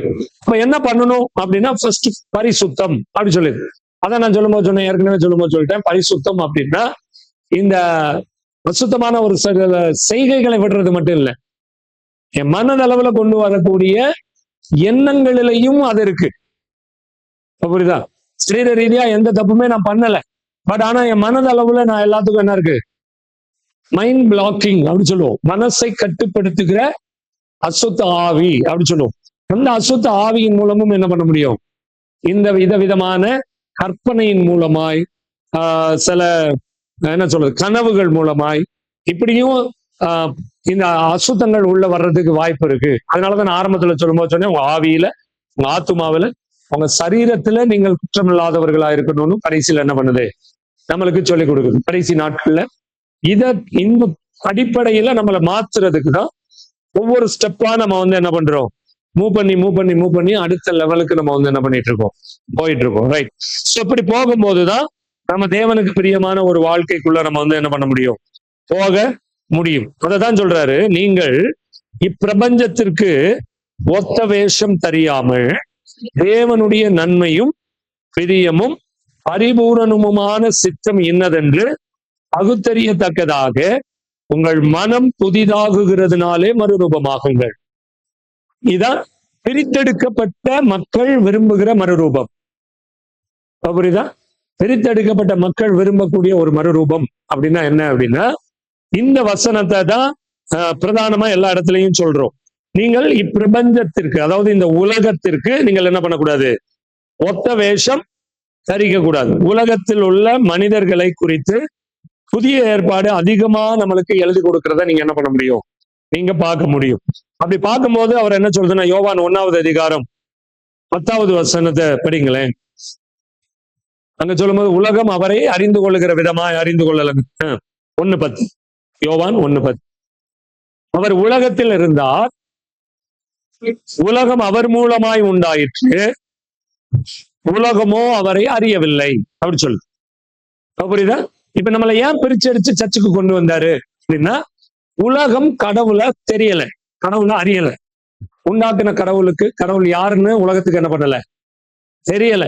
அங்க நான் இருக்கிறது வரையிலும் நான் இந்த கடவுளை குறிச்சு என்ன பண்ண முடியாது, தெரிந்து கொள்ள முடியாது, அறிந்து கொள்ள முடியாது. இப்ப நான் அறிந்து கொள்ளணும் அப்படின்னா அங்க இருந்து ஃபர்ஸ்ட் வேறு பிரிக்கப்பட்டு என்ன பண்ணணும், வெளியில வரணும். அததான் இங்க அவர் சொல்லும்போது சொல்றாரு, இங்க நீங்க முதல்ல என்ன பண்றீங்க, உலகத்துக்கு ஒத்த வேஷம் தரிக்க கூடாது. ஏன் ஒத்த வேஷம் தரிக்க கூடாது அப்படின்னா, உலகம் அவரை அறியாததுனால அவருக்குரிய செயல்களை உலகம் செய்யாது. உலகம் உலக வழக்கத்தின்படி பொருளாதாரத்தை சேர்க்கிறதுல இருந்து, அவங்க உலக பிரகாரமான ஆடம்பர வாழ்க்கையில இருந்து, மேக்கப்ல இருந்து, அவங்க ட்ரெஸ் கோடுல இருந்து எல்லாமே எப்படிதான் மாறும் அப்படின்னா உலக பிரகாரத்தை சார்ந்துதான் இருக்கும். சோ அப்ப அதுல இருந்து இப்ப பாருங்களேன், இன்னைக்கு இருக்கிற லெவல்ல ஒரு சர்ச் சொல்லுதுன்னு வைங்களேன், நீங்க நகையை கழட்டணும் அப்படின்னு எவ்வளவு பேர் வருவாங்கன்னு நினைக்கிறீங்க? இன்னைக்கு இருக்க, முன்னாடி நாட்கள்ல ரசிக்கப்பட்ட எல்லாரும் கழட்டிட்டாங்க. இன்னைக்கும் ஒரு சில ஸ்தாபனங்கள் என்ன பண்ணுது, அதை இது பண்றாங்க. இப்ப ஏன் அப்படின்னா, இந்த நகையும் இந்த ஆடம்பரமும், அதாவது மேக்கப், பிளக்கிங் பண்றது, மேக்கப் பண்றது, ஆண்களும் அதே மாதிரி இன்னைக்கு நிறைய மேக்கப் இதெல்லாம் பண்றாங்க. பெண்கள் மட்டும் நான் தனியா சொல்லல, ஆண்கள் பெண்களோட இரு பாலரும் என்ன பண்றாங்க, இப்படிப்பட்ட காரியங்களுக்கு அடிமையா இருக்கிறாங்க. சோ இப்ப இது எதுல இருக்கு அப்படின்னா உலகம். அன்னைக்கு பைபிள் காலேஜில் அதை தான் நான் கேட்டேன். இப்ப ஒரு முடியையும் வெண்மையாக்கவோ கருப்பாக்கவோ கூடாது அப்படிதான் சொல்லியிருக்கு, முடியாது அப்படின்னு. இன்னைக்கு கூடாது அப்படின்னு விடுறாங்களா? இல்ல. 80 வயசு 90 வயசு தாத்தாவுக்கும் முடி கருகருன்னு இருக்கு. அவர் பிரசங்கம் பண்ணும்போது நீங்க ஆன்லைன் டிவிஸ்ல எல்லாம் பாருங்க, ஆன்லைன் எல்லாம் பாருங்க, கருகருன்னு என்ன இருக்கு இருக்கு. புரியுதா? மீசையில இருந்து தாடியில இருந்து எல்லா இடத்துலயும் என்ன இருக்குது, கலர் ஆக்கிக்கிட்டு தான் நிக்கிறாங்க. பைபிள் சொன்ன இந்த வசனம் அவங்களுக்கு தெரியாதா அப்படின்னா தெரியும். இதுல கீழ்ப்படுகிறது தான் இந்த பரிசுத்தம் அப்படிங்கிற பகுதிக்கு சொல்லுது. அப்ப அதை தான் இங்க சொல்லும்போது சொல்றாரு, நீங்கள் எப்படி பரிசுத்தமாக்கப்பட்டீர்கள் அப்படின்னா, உலகத்தை விட்டு தேவனு பக்கமாய், ஜீவன் பக்கமாய் நீங்கள் வந்தாதான் வாழ முடியும். இப்ப உலகத்துல நீங்க வாழக்கூடாதா? பவுல் சொல்லும் போது அப்படி சொல்லல. உலகத்துல நீங்க வாழக்கூடாதுன்னு நான் என்ன பண்ணல, சொல்லல. அப்படி சொல்லிட்டேன், நீங்க உலகத்துலதான் இருக்கணும். பட் உலகத்தோடு என்ன பண்ணக்கூடாது, அடாப்ட் ஆகி உலகத்தினுடைய எல்லா காரியங்களையும் நீங்கள் கொண்டு வரக்கூடாது. நீங்க சாப்பிடக்கூடாது அப்படின்னு பைபிள் சொல்லல. புரியுதா? விஞ்ஞானிகள் புசிக்கிறது போல நீங்கள் புசிக்க கூடாது அப்படி சொல்லுது. புரியுதா? நீங்க மாம்சம் சாப்பிடக்கூடாதுன்னு சொல்லல, வெஜிடேரியன் சாப்பிடக்கூடாதுன்னு சொல்லல.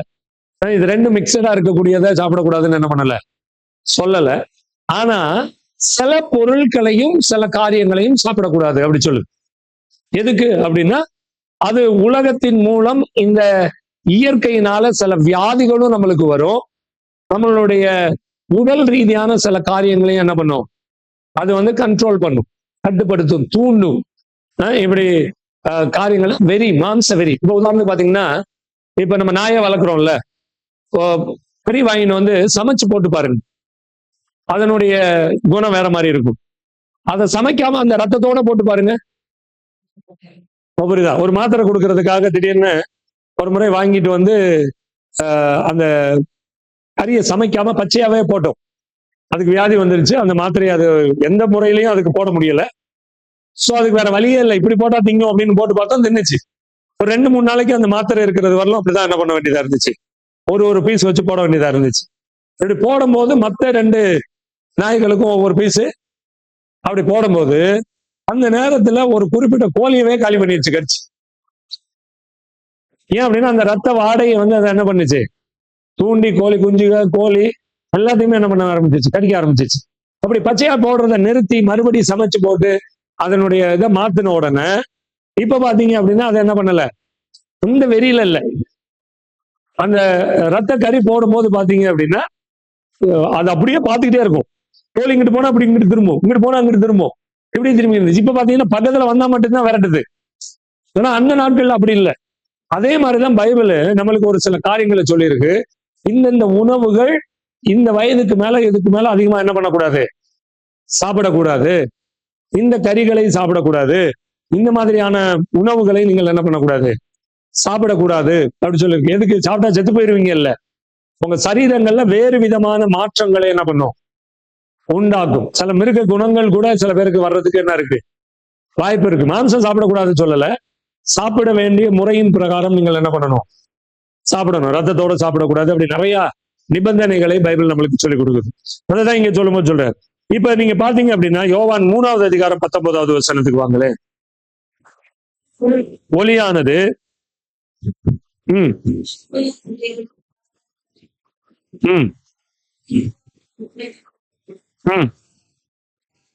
பாருங்க, ஒளியானது உலகத்திலே வந்திருந்தும், இது இயேசுவை குறித்து சொல்லப்படும் போது. இப்ப கடவுள் ஒளியா இருக்கிறாரு, இந்த ஒளி வந்து ஜனங்களுக்கு எப்படி சொன்னாலும் புரியல. தீர்க்கதரிசிகள் அனுப்புனாங்க, நியாயாதிபதிகள் அனுப்பினாரு ஆண்டவர், எல்லாரையும் அனுப்பி பார்த்தாரு. அவங்க மூலமா என்ன பண்ண முடியல, இந்த மனு குலத்தை மீட்க முடியல. ஆட பலி கொடுத்தாங்க, எல்லாத்தையோ பலி கொடுத்தாங்க. அப்ப கடைசியா பிதாவாகிய தேவன் என்ன பண்ணாருன்னா, கிறிஸ்துவை ஒரே தரம் பலியாக பலியிடும்படியா இந்த பூமிக்கு அனுப்பியிருந்தார். சோ அப்ப அந்த லைட், அந்த வெளிச்சம், அந்த ஒளி இந்த பூமிக்கு இயேசு மூலமாய் வந்துருச்சு. அவர் 33 வருஷம் இந்த பூமியில உயிரோடு இருந்தார் அப்படி சொல்றாங்க வரலாறு பிரகாரமா. இந்த வரலாறு பிரகாரமாய் அவர் இருக்கும் போது பைபிள் சொல்லுது, மனுஷனுடைய கிரியைகள், அவர் உலகத்திலே வந்திருந்தும் மனுஷனுடைய கிரியைகள் பொல்லாதவைகளாய் இருக்கிறபடியினால் அவர்கள் என ஒளியை பார்க்கிலும் இருளை விரும்புகிறதே அந்த ஆக்கினை தீர்ப்புக்கு காரணமாக இருக்கிறது அப்படி சொல்றேன். பாருங்க, இப்ப மனுஷன், உலகத்துல இருக்கிற மனுஷன் ஒளியை விட இருளை தான் என்ன பண்றான், விரும்புறான். ஒளி உலகத்துலதான் இருக்கு, உலகத்தை விட்டு போகல. ஒளி உலகத்துலதான் இருக்கு. இன்னைக்கும் கடவுள் நம்ம உலகத்துலதான் இருக்கிறாரு, ரட்சிக்கப்பட்ட மக்களுக்குள்ள இருக்கிறார், பிரித்தெடுக்கப்பட்ட மக்களுக்குள்ள வந்துடுறாரு அப்படி சொல்லு. சோ இப்ப பிரித்தெடுக்கப்பட்ட மக்களுக்குள்ள வந்துட்டு அவர் என்ன பண்றாரு, இந்த லைட்டு மக்களுக்குள்ள உலகத்துல வீசிக்கிட்டு தான் இருக்கு. இப்ப இருட்டு வந்துருச்சு, நம்ம லைட் போட்டு விட்டுறோம். இப்ப அந்த லைட்டு இருக்கு, ஆனா அந்த லைட்டை விட சில இந்த பாம்பு, இந்த பூச்சிகள்லாம் எதை விரும்புது, இருட்டை தான் விரும்புது. லைட்ல வந்து படுத்துக்குதா பாருங்க, அது வந்து வரமாட்டேங்குது. வரும்போதே அது எங்க அரசல் இருக்கு, எங்க இருட்டு இருக்கு, அதை தேடிதான் அது போகுது. அதே மாதிரிதான் மனுக்குலமும் எப்படி அந்த இருளை தேடிதான், பாவத்தை தேடிதான், தேவன் விரும்பாத வாழ்க்கையை தேடிதான், ஏதேன் தோட்டத்துல போய் பழத்தை பறிச்சு தின்னது மாதிரி தேவன் விரும்பாததை செய்கிறதுக்கு தான் இன்னைக்கு என்ன பண்றோம், அதிகமான முக்கியத்துவம் கொடுக்கிறோம். சோ அப்ப இதைதான் வந்து பைபிள் என்ன சொல்லும் போது சொல்லுதுன்னா, நீங்கள் அந்த அப்படிப்பட்ட ஆக்கினை தீர்ப்புக்குள்ள உங்களை கொண்டு போகக்கூடிய அந்த வாழ்க்கையை விட்டுட்டு நீங்க என்ன பண்ணணும், ஃபர்ஸ்ட் வெளியில வரணும். எப்படி வரணும்? 7வது அதிகாரம் 7வது வசனத்துக்கு வாங்களேன். யோவான் 7:7. உலகம் உங்களை பகைக்க மாட்டாது, அது கிரியைகள் பொல்லாதவைகளாய் இருக்கிறது என்று சாட்சி கொடுக்கிறபடினாலே அது என்னை பகைக்கிறது அப்படி சொல்ற. நீங்க பாருங்க, நீங்க சொல்ல உலகம் உங்களை பகைக்க மாட்டாது. ஏன் அப்படின்னா அதன் கிரியைகள் பொல்லாதவைகளாய் இருக்கிறது என்று நான் சாட்சி கொடுக்கிறபடினாலே அதுதான் என்ன பண்ணுது, பகைக்குது. சாட்சி கொடுக்கிறபடினாலதான் பகைக்குது. இப்ப நீங்க இருக்கிறீங்க, சர்ச்சுக்கு வர்றதுனால உலகம் உங்களை பகைக்காது. நீங்க போய் இயேசு எப்படிப்பட்டவர்னு சாட்சி கொடுத்தீங்கன்னா உலகம் உங்களை பகைக்கும். அந்த ஒளியை பத்தி பேசுறது வரையிலும், நீங்க பாடல சர்ச்சுக்கு வர்றீங்க, இங்க ஆடுறீங்க, பாடுறீங்க, ஆராதிக்கிறீங்க, காணிக்க போறீங்க, தசம போறீங்க, நானும் விசுவாசி சொல்லிட்டு வீட்டுக்கு போயிடுறீங்க அப்படின்னா இந்த உலகம் உங்களை என்ன பண்ணாது, பகைக்காது. உலகம் உங்களுக்கு சப்போர்ட் பண்ணும், உலகம் உங்களோட இருக்கும். ஆனா என்னைக்கு நீங்க இந்த சாட்சி சொல்ல ஆரம்பிக்கிறீங்களோ, அதனாலதான் ஆண்டவர் சொன்னாரு உங்களுக்கு ஒரு வேலை இருக்கு. பவுல் மூலமா எழுதும் போது எழுதினாரு, உங்களுக்கு இந்த பூமியில வேலை இருக்கு. என்ன வேலை அப்படின்னா பாவத்தை குறித்தும் நீதியை குறித்தும் நியாய தீர்ப்பை குறித்தும் ஜனங்களுக்கு என்ன பண்ணணும், சாட்சி சொல்லணும். ஃபர்ஸ்ட் அதை குறித்து என்ன பண்ணணும், பாவம்னா என்ன அதை குறித்து நம்ம என்ன பண்ணணும், நீதியை குறித்தும் நியாய தீர்ப்பு இது இருக்கு அப்படிங்கிறது ஃபர்ஸ்ட் அவங்களுக்கு என்ன பண்ணணும், அவங்களுக்கு சாட்சியா சொல்லணும். நான் இந்த பாவத்திலிருந்து எப்படி மீட்கப்பட்டேன், இந்த நீதியின் பக்கமாய் எப்படி நான் மாற்றப்பட்டுக்கிட்டு இருக்கிறேன், நியாய தீர்ப்பு நாளிலே எனக்கு எப்படி நிச்சயம் இருக்கும். பவுல் அதனாலதான் கான்பிடண்டா சொல்றாரு, எனக்கென வைக்கப்பட்டிருக்கிற ஜீவ கிரீடத்தை நான் என்ன பண்ணேன், பெற்றுக்கொண்டேன் அப்படி சொல்றேன். பெற்றுக்கொள்வேன் அப்படி சொல்லல, பெற்றுக்கொண்டேன் அப்படி சொல்றேன். இப்ப உலகம் என்னை பகைக்குது அப்படி சொல்றேன்.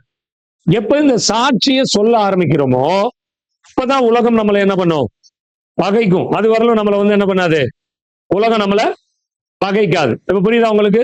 இப்ப உலகம் உங்களை ஏன் பகைக்குது, அப்படி பகைக்கல. சில பேர் சொல்லுவாங்க, நாங்கெல்லாம் உலகத்துலதான் இருக்கிறோம், இந்த உலகம் எங்களை பிரச்சனை ஆயா பண்ணுது, உங்களை மட்டும் தேடி தேடி வந்து ஏன் பிரச்சனை பண்ணுது அப்படிம்பாங்க. இப்ப நீங்க என்ன சொல்ல தெரியணும் அப்படின்னா, நீங்களும் சர்ச்சுக்கு போய் ஞானஸ்தானம் எடுத்து எல்லா காரியங்களும் இருந்தாலும் உலகம் உங்களை பகைக்காது. எப்போ உலகம் உங்களை பகைக்கும் அப்படின்னா, நீங்க இயேசுவை பத்தி எப்ப சொல்றீங்களோ, இயேசுவை குறித்து எப்ப சாட்சி கொடுக்குறீங்களோ அப்பதான் உலகம் உங்களை என்ன பண்ணும், பகைக்கும். ஆமென். இன்னைக்கு பாருங்க, இன்னைக்கு நிறைய இடங்கள்ல நீதியையும் நியாய தீர்ப்பையும் பேசுகிற ஜெபத்துக்குள்ள நடத்த ஆரம்பிச்சுட்டாரு ஒரு பாஸ்டர்னா, சபையும் அவங்க சபையில இருக்கக்கூடிய உலக பிரகாரமான ஆட்களும் அவங்களை எதுக்க ஆரம்பிச்சிருவாங்க. வெளியில இருந்தும் அவங்களுக்கு என்ன வந்துடும், எதிர்ப்பு வந்துடும். அதே மாதிரிதான் விசுவாசி ஒருத்தங்க, நீங்க ஆரம்பத்துல நீங்க ஒரு இந்துவாவோ முஸ்லிமாவோ வேற ஏதோ ஒரு மதத்திலேயோ இருந்து, கிறிஸ்தவத்திலேயே இருந்து கூட நீங்க இயேசுவை ஏற்றுக்கொண்டு உண்மையாய் ஆராதிக்கிற அந்த வாழ்க்கைக்குள்ள வந்த போது அவங்க உங்களை கண்டுக்கிற மாட்டாங்க. ஏன் போறீங்க, எங்க போறீங்கன்னு தான் கேட்பாங்க. இந்த சர்ச்சுக்கு போறேன் அப்படின்னா உங்க வாழ்க்கையில மாற்றம் இல்லைன்னு வைங்க. நீங்க சர்ச்சுக்கு வர்றீங்க, திருப்பி போய் அங்க இந்து கோவில்ல கொடுக்கறத வாங்கிக்கிறீங்க, தர்காவுக்கு போய்க்கிறீங்க, ஒரு பொதுக்கூட்டத்துக்கு போய்க்கிறீங்க, ஒரு என்ன எம்மதமும் சம்மதமும் சொல்ற கூட்டத்துக்கு போய்க்கிறீங்க அப்படின்னா உலகம் உங்களை பகைக்குமானா பகைக்காது. உலகம் உங்களோட சந்தோஷமா தான் இருக்கும். ஆனா என்னைக்கு நீங்க இயேசுவை பத்தி சாட்சி கொடுக்க ஆரம்பிக்கிறீங்களோ அன்னைக்கு என்ன பண்ணும், உலகம் அவங்கள பகைக்கும். அதுதான் இங்க சொல்லும்போது சொல்றாரு, அப்படி பகைக்கும். இதே 15வது அதிகாரம் 19வது வசனத்தை படிக்கல. நீங்கள் உலகத்தாரா இராததால் அப்படி சொல்லும். 15-19.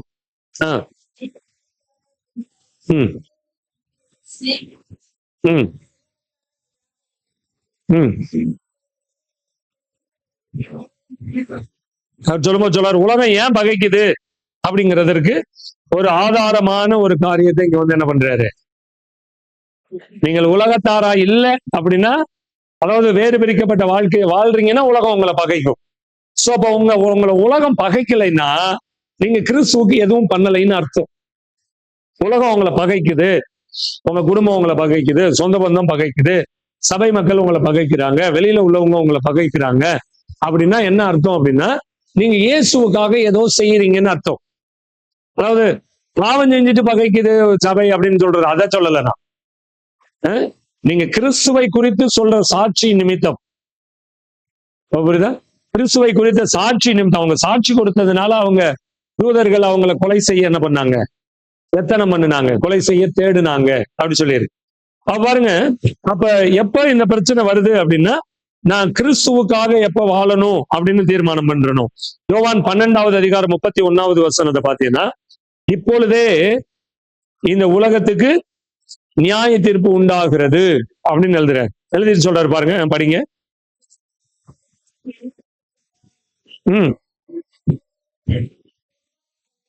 இப்பொழுதே இந்த உலகத்தின் அதிபதி என்ன பண்ணுவான், எப்ப புறமா தள்ளப்படுவான் அப்படின்னா, அந்த பிரித்தெடுக்கப்பட்ட மக்கள் கிறிஸ்துவுக்காக சாட்சி கொடுக்கிற போது இங்க நியாய தீர்ப்பு நடக்குது. அப்ப பாவத்தின் மக்களை கிறிஸ்து என்ன பண்றாருன்னா, அந்த விடுதலை ரட்சிப்புங்கிற ஒரு நியாய தீர்ப்புல உள்ள கொண்டுட்டு வர்ற. அங்கே அவங்க வாழ்க்கையில இருந்த சாத்தானுடைய ராஜ்யத்தை கர்த்தர் சுத்தமா என்ன பண்றாரு, அழிக்கிற வேலையை செய்யறார்.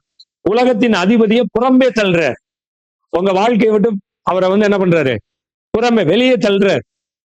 புரியுதா? அப்ப எப்ப நீங்க ரட்சிக்கப்பட்டு கிறிஸ்துவுக்காக வாழ சாட்சி சொல்ல ஆரம்பிக்கிறீங்களோ, அப்ப சாத்தான் உங்க வாழ்க்கையில மேற்கொள்ள முடியாது. பிரச்சனையை கொண்டு வரும், ஆனா அந்த பிரச்சனையை நீங்க ஜெயிப்பீங்க. புரியுதா? பிரச்சனை உங்களை தேடி தேடி வரும், ஆனா பிரச்சனையை நீங்க ஜெயிப்பீங்க. நான் சொல்லும் போது அடிக்கடி நான் சொல்றேன், இயேசு கிறிஸ்து வனாந்தரத்திற்கு சொகுசா இருக்கும்படி கொண்டு போகப்படல, சோதிக்கும்படி கொண்டு போகப்பட்டார். சோதனையை ஜெயிக்கிற மனிதன் பாக்கியவான் அப்படி சொல்லியிருக்கு. இப்ப இயேசு கிறிஸ்து மனிதனா இருக்கும்போது அதை எப்படி ஜெயிக்கிறதுங்கிறத காட்டுறதுக்கு வனாந்தரத்துக்கு போக வேண்டியது இருந்துச்சு. அதான் அப்ப அதிகமா நான் 3 விதமான சோதனை அப்படின்னு சொல்லுவேன். ஒண்ணு இருக்கிற இடத்துலயே வந்துச்சு, இன்னொன்னு தேவாலயத்துக்கு கொண்டு போய் வந்துச்சு, இன்னொன்னு மலை உச்சியில, அதாவது புகழ்ச்சியில கொண்டு போய் வந்துச்சு. உங்க வீட்டிலேயோ உங்களை சார்ந்தவங்கள்ட்ட இருந்தோ ஃபர்ஸ்ட் உங்க பிரச்சனை வரும், அதை நீங்க ஜெயிக்கணும். இப்ப நிறைய பேருக்கு பிரச்சனை எங்க வரும் அப்படின்னா, சொந்த குடும்பமே உனக்கு சத்துருவா இருக்குன்னு. இப்ப உங்க ஜபத்துக்கு, உங்க வேத வாசிப்புக்கு, உங்க தியானத்துக்கு, உங்க ஊழியத்திற்கு, உங்க பரிசுத்த வாழ்க்கைக்கு இயேசு சொன்ன மாதிரி சில உதவிக்கரங்கள் நீட்டுகிறதுக்கெல்லாம் ஃபர்ஸ்ட் எதிர்ப்பு யாரு பண்ணுவா? குடும்பம் தான் பண்ணும். அதான் நீங்க ஜெயிக்கணும். ஐயோ குடும்பம் இப்படி சொல்லி பிடிச்சுன்னா அங்க என்ன பண்ணக்கூடாது, அதை செய்யாம இருக்கக்கூடாது. அதை ஏன் செய்யறேன் அப்படிங்கிறத என்ன பண்ணணும், அவங்களுக்கு புரிய வைக்கணும். அவங்களையும் அந்த வாழ்க்கைக்குள்ள கொண்டு வந்து இழுத்து விடணும். புரியுதா? நான் முதல்ல இயற்கை சம்பந்தப்பட்ட காரியங்கள்ல சமுதாய பணிக்குள்ள இறங்கும் போது நான் சொன்னது யாருக்கும் என்ன பண்ணல, புரியல.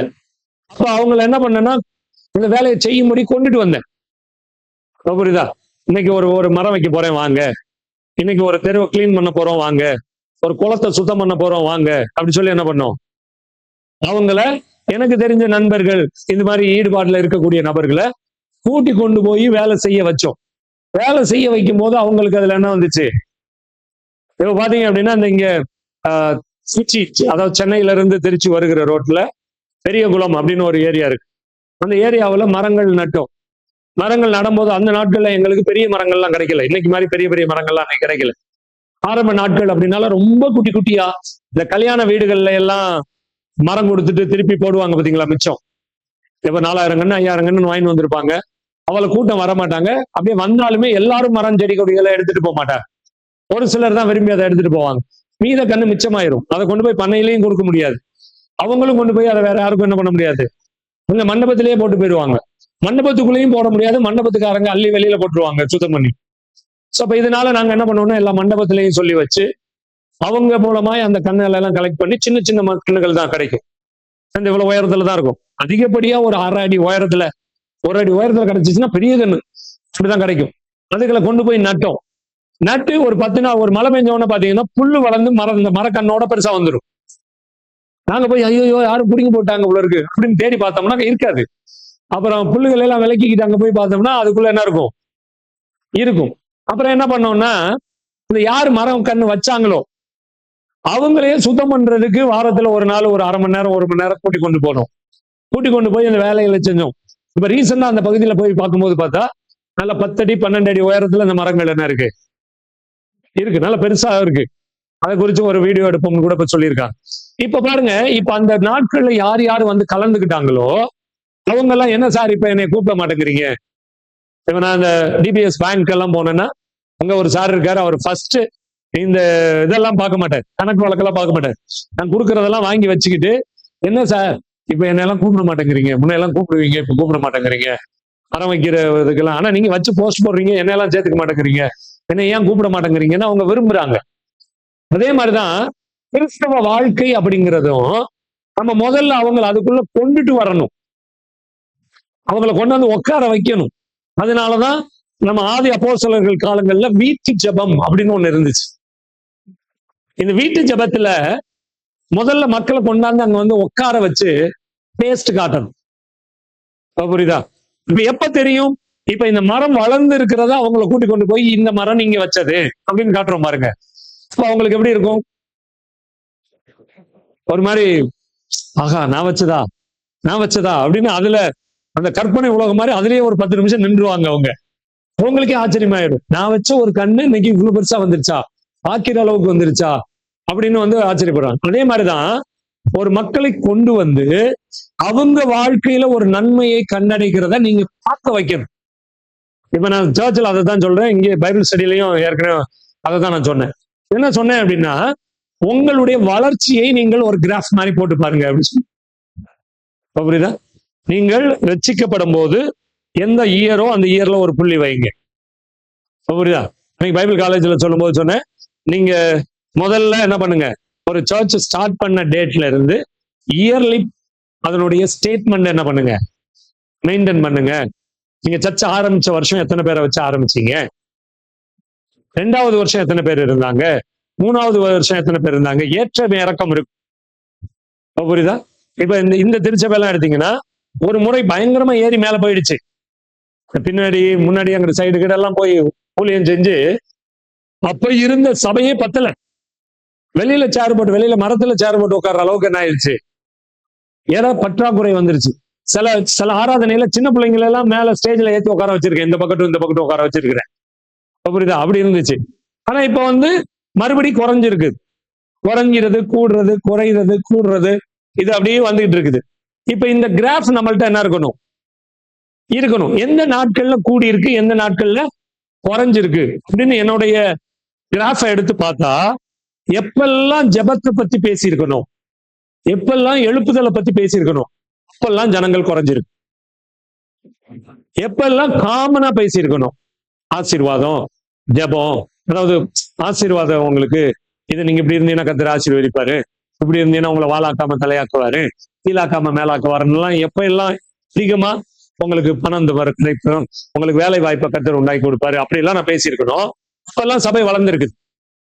அப்ப சாத்தான் ஒரு மக்களை சபைக்குள்ள விடுறது எப்ப விடுது அப்படின்னா, அவங்களுக்கு இயேசுவை பற்றிய சாட்சிய சொல்லாதது வரையிலும், அதாவது சத்தியத்தை சொல்லாதபடி, மனம் திரும்புங்கள் பரலோக ராஜ்யம் சமீபமா இருக்குன்னு சொல்ல வேண்டிய அந்த ஒரிஜினல் சுவிசேஷத்தை நம்ம சொல்லாதது வரையிலும் நம்மளுக்கு என்ன கிடையாது, நம்மளுக்கு பிரச்சனை கிடையாது, நம்ம சபையில எந்த குறைவும் இல்லாம போயிருக்கு. ஆனா எப்ப எல்லாம் பரிசுத்தம், அறிந்து கொள்ளுதல், கண்டனம் பண்ணுதல், புத்தி சொல்லுதல், சீர்திருத்துதல், எழுப்புதல், ஜபம், அதிகமா ஜபத்தை பேசின நாட்கள்ல தான் சபை உடைஞ்சிருக்கு, பிரிஞ்சிருக்கு. அப்ப சாத்தானுக்கு பிடிக்காத ஒரு ஆயுதம் எது? ஜபம். ஆனா இதை தொடர்ச்சியா நம்ம செஞ்சுக்கிட்டே இருந்தோம்னு வைங்களேன், இந்த ஜபத்தை நம்ம தொடர்ச்சியா செஞ்சுக்கிட்டே இருந்தோம்னா ஒரு நாட்கள்ல சாத்தானுடைய ராஜ்யத்தை முற்றிலும் அழித்து உலகத்தின் அதிபதியை புறம்பே தூக்கி போட்டுருவார். அதுக்கப்புறம் அந்த சபை வளரும். எப்படி வளரும் அப்படின்னா, ஸ்டாண்டர்டான ஆட்களை வச்சு வளரும். ஆமே, புரியுதா? இப்ப இதை நம்ம வந்து என்ன பண்ணணும், கண்டுபிடிக்கணும். அததான் இங்க அவர் வந்து நம்மளுக்கு சொல்லிக் கொடுக்க ஆசைப்படுறாரு. அப்படி சொல்லிக் கொடுத்தாதான் நம்மளுக்கு வந்து அது புரியும் அப்படிங்கிறதுக்காகவும் அதை வந்து என்ன பண்றாரு, சொல்லிக் கொடுக்கிறார். 2 கொரிந்தியர் 4வது அதிகாரம் 4வது வசனத்தின் பக்கமா வந்திருங்களேன். 2 கொரிந்தியர் 4:4.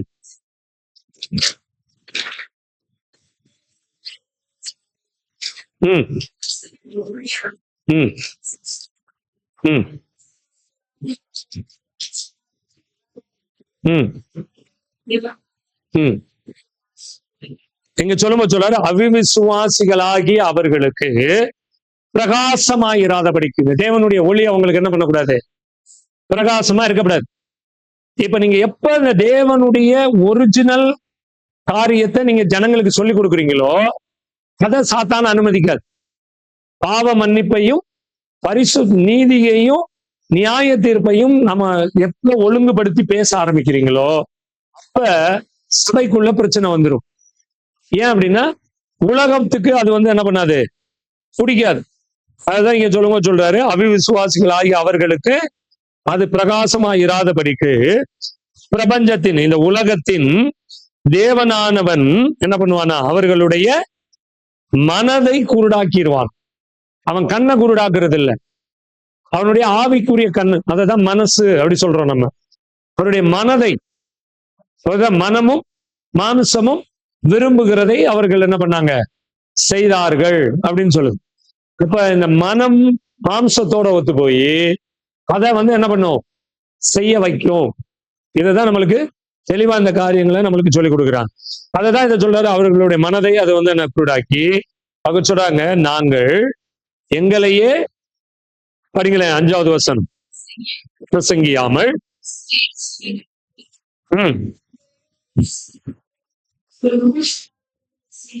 எங்களையோ இயேசு கிறிஸ்துவின் நிமித்தம் உங்களுடைய ஊழியக்காரன். இப்ப இங்க பிரதானப்படுத்தப்படுறது யாரு? எஸ், பிதா குமாரன் பரிசுத்த ஆவியானவரை தான் நம்ம என்ன பண்ணணும், பிரதானப்படுத்தணும். பவுல் சொன்ன நான் அப்பிரயோஜனமான ஊழியக்காரன், ரொம்ப பிரயோஜனமான ஆள் கிடையாது. என்னையே அவர் பணிக்காக கொண்டு வந்து பிரயோஜனமான ஆளா மாத்திட்டார். இப்ப நம்ம சொன்ன உடனே மக்கள் என்ன நினைக்கிறாங்க, ஐயோ ஒண்ணுக்கு உதவாதது போல இருக்கு, ஒரு எதுவும் படிக்காதவர் போல இருக்கு, அறிவு இல்லாதவருக்கு போல இருக்கு அப்படின்னு நினைக்கிறேன். அப்படி சொல்லல பவுல் எல்லாம் கற்று தேர்ந்த மனுஷன். அவர் சொல்லும்போது அப்பிரயோஜனம் அப்படின்னா, நான் தேவனுக்கு, வெளிச்சத்துக்கு, ஒளிக்கு நான் பிரயோஜனம் இல்லாதவனா இருந்தேன். உலகம் என்னை ஓட்டிக்கிட்டு இருந்துச்சு. தண்டனை கொடுக்கிறத சட்டப்பிரகாரமா வாங்கிக்கிட்டு கிறிஸ்தவர்களை தண்டிக்கிற வேலையை நான் என்ன பண்ணிக்கிட்டு இருந்தேன், செஞ்சுக்கிட்டு இருந்தேன் அப்படின்னு அந்த உண்மையின் நிலைமையை அவர் என்ன பண்றாரு, அங்கே சொல்ல வர்றாரு. அதனாலதான் இப்ப நம்ம சொல்லும் போது தெளிவா சொல்லிடுறது. அதனாலதான் இப்ப ரீசெண்டா நான் சொல்லும் போது சொன்னேன், நான் இந்த ஊருக்கு வரும்போது ஒண்ணும் இல்லாம வந்தேன்னு நான் சொன்னதை நிறைய பேர் என்ன நினைச்சுக்கிறாங்க அப்படின்னா, ஒண்ணும் இல்லாம பிச்சை எடுக்கிற லெவல்ல வந்தாரு போல இருக்கு அப்படி நினைச்சுக்கிறாங்க. இப்படி நான் வரல. இந்த ஊருக்கு வரும்போது எல்லா வசதிகளையும் கர்த்தர் வச்சுதான் என்னை இந்த ஊருக்கு ஊழியத்துக்கு கொண்டு வந்தார். ஊழியத்துக்கு ஒண்ணும் இல்லாததுனால நான் ஊழியத்துக்கு வரல. வேலை, படிப்பு எல்லாத்தையும் கொடுத்து நிறைவாக்கிட்டு தான் அப்புறம் சொன்னாரு, வாடா என் ஊழியத்தை செய்யறதுக்குன்னு கூப்பிட்டேன். புரியுதா? நான் ஒன்றும் இல்லாமல் வந்தேன் அப்படின்னா, இருந்த எல்லாத்தையும் விட்டுவிட்டு கர்த்தரை நம்பி வந்தேன். புரியுதா? இப்ப ரீசெண்டா ஒருத்தர் சொல்லும் போது சொன்னாரு, ஒரு சபையில நடக்கிற ஒரு சம்பவத்தை குறித்து சொன்னார். இப்ப சொல்லும் போது அதுல இருந்த இந்த உலக பிரகாரமாய் பேசக்கூடிய ஒரு மக்கள் இருப்பாங்கல்ல சபையில, எப்போதுமே அந்த பிரித்தெடுக்கப்படாத மக்கள். அந்த மக்கள் சொன்னா, இவர் எப்படி இந்த ஊருக்கு வந்தாரு, இந்த ஊழியக்காரர் இந்த ஊருக்கு வரும்போது ஒண்ணுமே இல்லை, இல்ல ஓட கூட செருப்பு இல்லாம, கட்டுறதுக்கு ஒண்ணும் இல்லாம தானே வந்தாரு. புரியுதா? சோல்னா பையோட தானே வந்தாரு, ஒரு பைபிளோட தானே வந்தாரு. இன்னைக்கு இருக்கிற வசதிகள்லாம் எப்படி வந்துச்சு அப்படின்னு கேட்கிறாங்களாம். பாருங்க, ஒவ்வொரு மனிதனும், நீ பிறக்கும்போது எப்படி பிறந்த, அவராவது சோழனா பை எல்லாம் தூக்கின்னு வந்தார். நீ பிறக்கும்போது நிர்வாணமா தானே பிறந்த. கர்த்தர் தான் என்ன பண்ணாரு, எல்லா மனிதர்களுடைய தேவைகளையும் சந்திக்கிற. நீ உலக பிரகாரமா ஒரு பேங்க்லயோ, ஒரு என்ஜினியராவோ, ஒரு டாக்டராவோ, ஒரு டீச்சராவோ, ஒரு கிளர்க்காவோ, ஒரு கூட்டு ஆயாவாவோ, நகராட்சி தொழிலாளிகளாகவோ, ஏதோ ஒரு ரோடு சைடுல பிசினஸ் பண்றவங்களாகவோ, ஏதோ ஒரு பிசினஸ் மூலமாய் நீ சம்பாதிச்சது மாதிரி அவர் கர்த்தருடைய ஊழியத்தை செய்தார். கர்த்தர் அவருக்கு என்ன பண்ணாரு, பிழைப்பு உண்டாக்கினார். அதுல வந்த பணத்தை வைத்து அவர் என்ன பண்ணாரு, அவருக்கு நல்ல ட்ரெஸ்ஸை வாங்கிக்கிட்டாரு, ஒரு பைக்கை வாங்கிக்கிட்டாரு, ஒரு காரை வாங்கிக்கிட்டாரு. அவர் உழைப்புக்கு சம்பளம் அது. புரியுதா? வரும்போது எப்படி வந்தேன்னா திருப்பிக்கிட்டு ஒன்னையும் அப்படியே கேட்கணும். ஒரு டீச்சரா போறதுக்கு முன்னாடி நீ எப்படி இருந்த, ஒரு பேங்க் மேனேஜரா போறதுக்கு முன்னாடி நீ எப்படி இருந்த, ஒரு டாக்டர் ஆகுறதுக்கு முன்னாடி நீ எப்படி இருந்த, ஒரு இன்ஜினியர் ஆகுறதுக்கு முன்னாடி உன்னுடைய இது என்ன? ஜீரோ தான். எல்லாரும் அப்பா அம்மாவோடையோ அல்லது அரசாங்கத்தினுடையோ அல்லது சொந்த பந்தங்களுடையோ அல்லது நண்பர்களுடைய அல்லது கடன் மூலமாய் அப்படிதான் அவங்க ஏதோ ஒரு பிசினஸையோ ஒரு வேலையையோ ஒரு காரியத்தையோ வாங்கி இருக்கிறாங்க. அவங்க படிச்சது எப்படி படிச்சாங்க? புரியுதா நான் சொல்றது? சோ இப்ப இதுதான் ஊழியத்திலையும் நடக்குது. இப்ப நான் இருக்கிறேன்னா வேலையாள் கூலிக்கு பாத்திரவான். பாஸ்டர் இருக்காங்கன்னா வேலையாள் கூலிக்கு பாத்திரவான். அவங்க இப்ப உலக பிரகாரமாய் போய் ஒரு வேலையை செஞ்சா அவங்க படிச்சிருக்கிற படிப்புக்கு அவங்க திறமைக்கு என்ன சம்பாதிப்பாங்கன்னு பார்க்கணும். அட்லீஸ்ட் அதையாவது சபை என்ன பண்ணணும், கொடுக்கணும். கொடுக்குதா அப்படின்னு பார்த்தா இன்னைக்கு 90% சபைக்கு மேல அதை கொடுக்கறது இல்லை. நம்ம தான் கொடுக்க வேண்டியது இருக்கு. நம்ம தான் மக்களுக்கு பரதேசிகளா சில பேர் இருக்கிறாங்களே, சுக்கற்றவர்களா இருக்கிறாங்களே, விதவைகளா இருக்கிறாங்களே, அனாதைகளா இருக்கிறாங்களே, ஆதரவு இல்லாம இருக்கிறாங்களேன்னு நம்மளுக்கு கிடைக்கிறத வச்சு நம்ம தான் அவங்களுக்கு என்ன பண்ண வேண்டியதா இருக்கு, கொடுத்து செய்ய வேண்டியதா இருக்கு. புரியுதா? அந்த பிரித்தெடுக்கப்படுகிற வாழ்க்கை அப்படிங்கிறது இந்த உலகத்தை பேச விட்டோம்னா அது எதையாவது பேசிக்கிட்டே இருக்கும். அதை பேச நம்ம விடக்கூடாது. நம்ம வேலை என்ன அப்படின்னா, தேவனுக்கு நான் என்ன செய்ய போகிறேன், அவ்வளவுதான். ரொம்ப சிம்பிள். இந்த கொஸ்டின் தான். இந்த ஆண்டவருக்கு நான் என்ன செய்ய போகிறேன், அவர் எப்படி இந்த காரியங்களை எல்லாம் எனக்கு கொண்டு வந்து காட்ட போகிறார் அப்படிங்கிறத தான் நம்ம என்ன பண்ணணும், நம்ம அடித்தளமாய் வைத்து நாம பார்க்க வேண்டிய அந்த சூழ்நிலையில நம்ம இருக்கிறோம். அதுதான் இந்த 2 கொரிந்தியர்ல சொல்லும் போது இந்த காரியங்களை அழகா சொல்றேன். இப்படி 6வது வசனத்தை படிங்களேன் அப்படியே.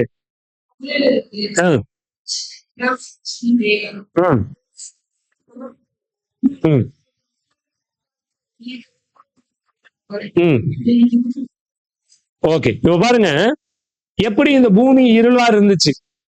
அப்ப ஒரு சூரியனை உண்டாக்கி, சந்திரனை உண்டாக்கி, நட்சத்திரங்களை உண்டாக்கி இருளிலிருந்து ஒளியை பிரிச்சாரோ, அதே மாதிரி இயேசு கிறிஸ்து எப்படி பண்ணாரா, தமது மகிமையின் அறிவாகிய ஒளியை, தமது முகத்தில் இருக்க உள்ள மகிமையின் அறிவாகிய ஒளி. அப்ப சர்ச்சுக்கு வரும்போது வேறு பிரிக்கும் போது நம்ம மூஞ்சில ஒரு டார்ச் கட்டி விடுறது இல்ல, ஒரு எல்இடி பல்பு போட்ட ஒரு பெரிய டூம் லைட்டை கட்டி விடுறது இல்ல, நம்மளுக்கு அறிவை கொடுக்கிறார். இந்த அறிவு தான் வெளிச்சம், ஒளி, லைட். ரட்சிக்கப்பட்டவனுக்கு இருக்கிற அறிவு வேற, ரட்சிக்கப்படாதவனுக்கு இருக்கிற அறிவு வேற. அவனுக்கு இருக்கிறது அந்த உலகத்தின் அறிவு, அது ஒன்றுக்கும் உதவாது, எங்கேயாவது கொண்டு போய் சிக்கி விட்டுரும். அதிக படிப்பு நோவு உண்டாக்கும், உடலுக்கு இளைப்பு. அறிவு பெருத்தவன் நோவு பெருத்தவன். புரியுதா? அதிக படிப்பு உடலுக்கு இளைப்பு. புரியுதா? நிறைய சொல்லியிருக்காங்க. பட் அந்த படிப்பு ஏதோ நான் கற்றுக்கொள்றதுக்கு, தெரிஞ்சு கொள்றதுக்கு, என் வயிற்றுக்கு பிளப்ப உண்டாக்குறதற்கு தான் அது.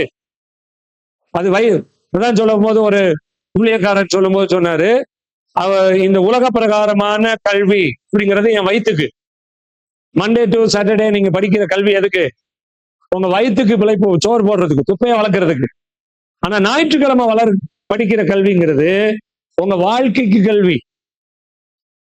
இது உங்க வாழ்க்கையை கற்றுக்கிறது. அந்த வாழ்க்கை தான் சொல்லுது இயேசு கிறிஸ்துவின் முகத்தில உள்ள அந்த மகிமையின் அறிவாகிய ஒளி. சோ இப்ப யார் ஒருத்தங்க பிரித்தெடுக்கப்பட்டிருக்காங்களோ அவங்களுக்கு இந்த மகிமையின் அறிவின் ஒளி வரும். உங்களுக்கு அந்த மகிமையின் அறிவின் ஒளி என்ன பண்ணாது, வராது. இதுல நீங்க இதுல இருந்த நீங்க நீட்டா என்ன பண்ணலாம், ஒரு மனிதனுடைய வாழ்க்கையின் காரியங்களை நீங்கள் அழகா கண்டுபிடிச்சுக்கலாம். அப்படி கண்டுபிடிக்கும் போதுதான் உங்களுக்கு நிறைய காரியங்களை அது உங்களுக்கு சொல்லிக் கொடுக்கும். ரைட்? இது புரிஞ்சிச்சுனாவே நீங்க நிறைய காரியங்களை என்ன பண்ணலாம், புரிந்து கொண்டு நீங்க வாழ்க்கையில வெற்றி பெறுகிறதற்கான வாசலை அது திறந்து கொடுக்கும். ஆமென். சரி, ரைட். அப்படியே நீங்க வந்துருங்க எபேசியர் 4வது அதிகாரத்துக்கு 22 இருந்து 24 வசனம் வரையும். ம் ம் ம் ம் ம்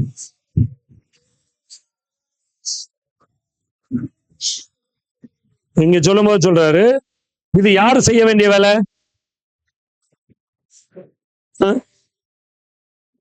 தரித்து விடுவேன்னு சொன்னாரா, தரித்து கொள்ளுங்கள்னு சொன்னாரா? தரித்து கொள்ளுங்கள் அப்படி சொன்னாரு. அப்ப அது யாரு இந்த வசனத்தை படிக்கிறோமோ அந்த நபர், அப்படித்தானே?